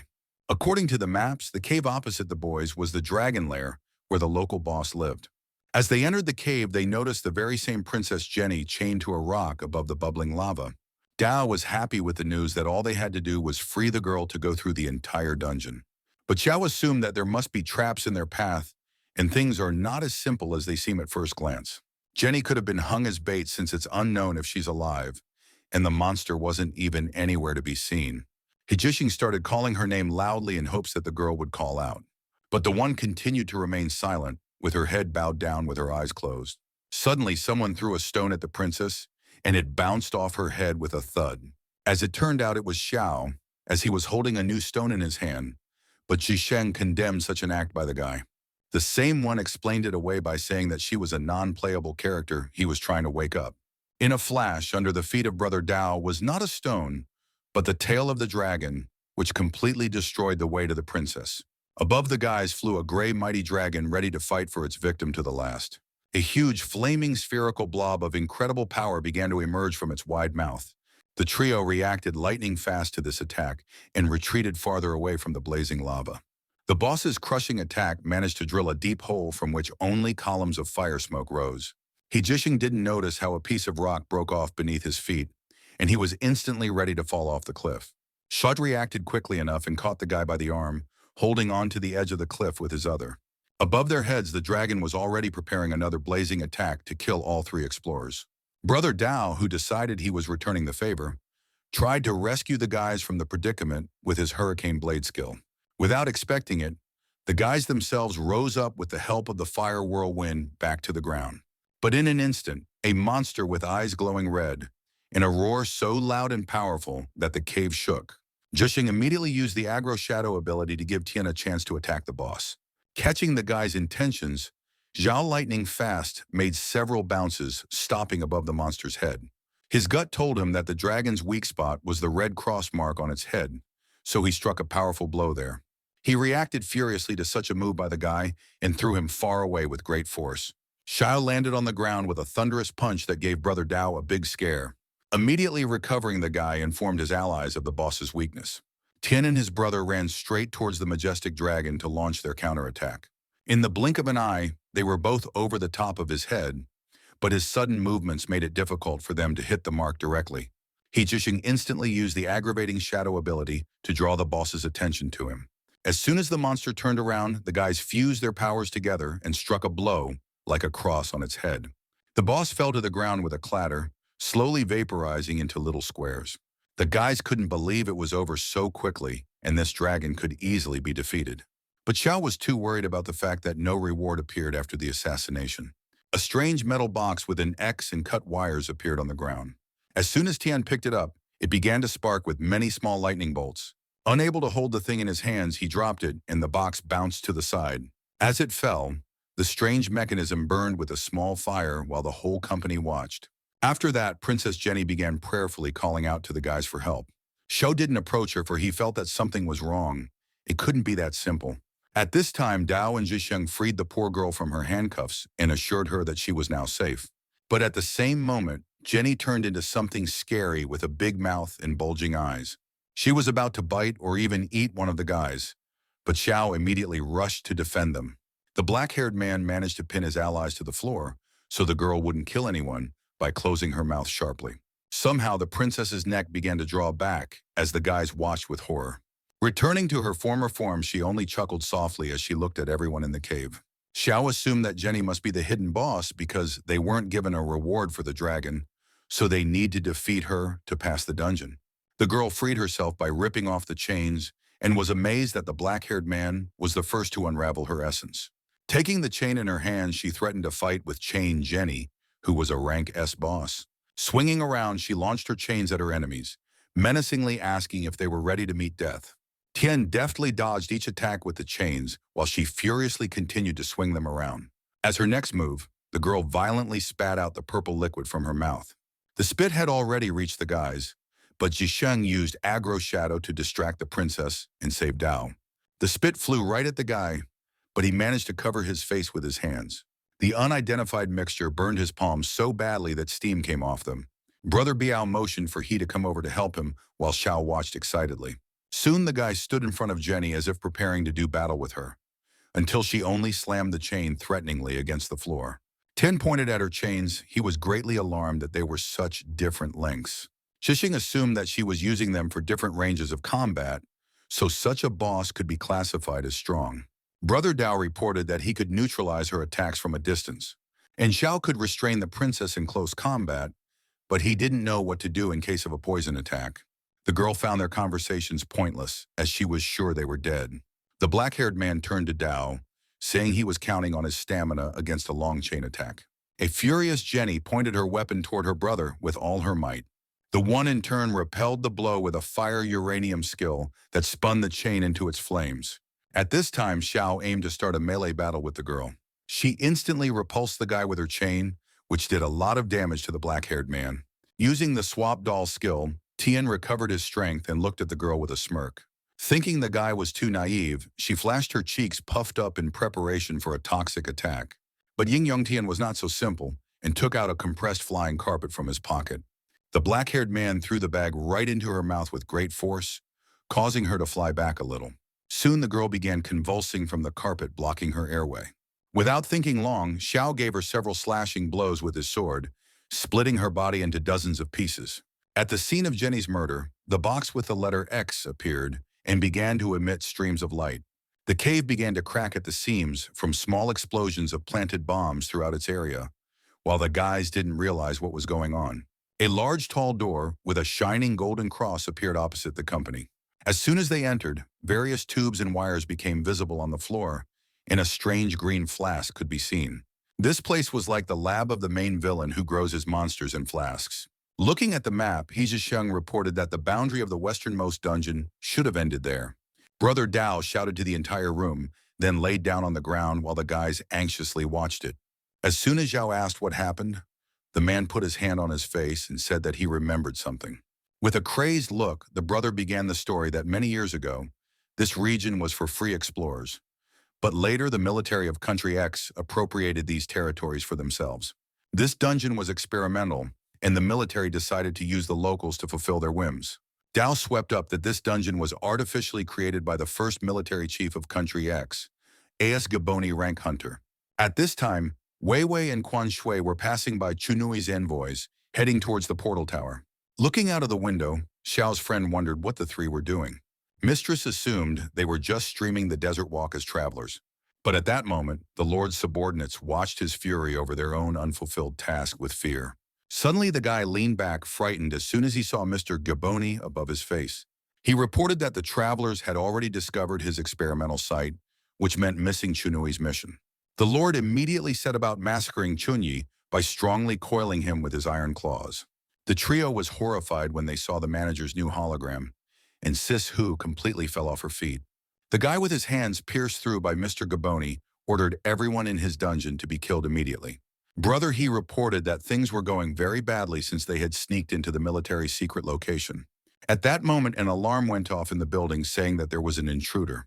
The flask suddenly opened, releasing the prisoners inside, and with them a sinister green liquid spilled across the floor. The team had nowhere to retreat, so their only option was to fight. The iron mesh on the ceiling began to part, and an iron square appeared in the middle of it. He Jiheng warned that it was a spatial teleporter that was used as a key technology of the X country's military. Instantly, a blinding beam of blue light shot out of the portal and broke through the floor. As soon as the dust clouds cleared, the teleporter door opened and lurked with mystery.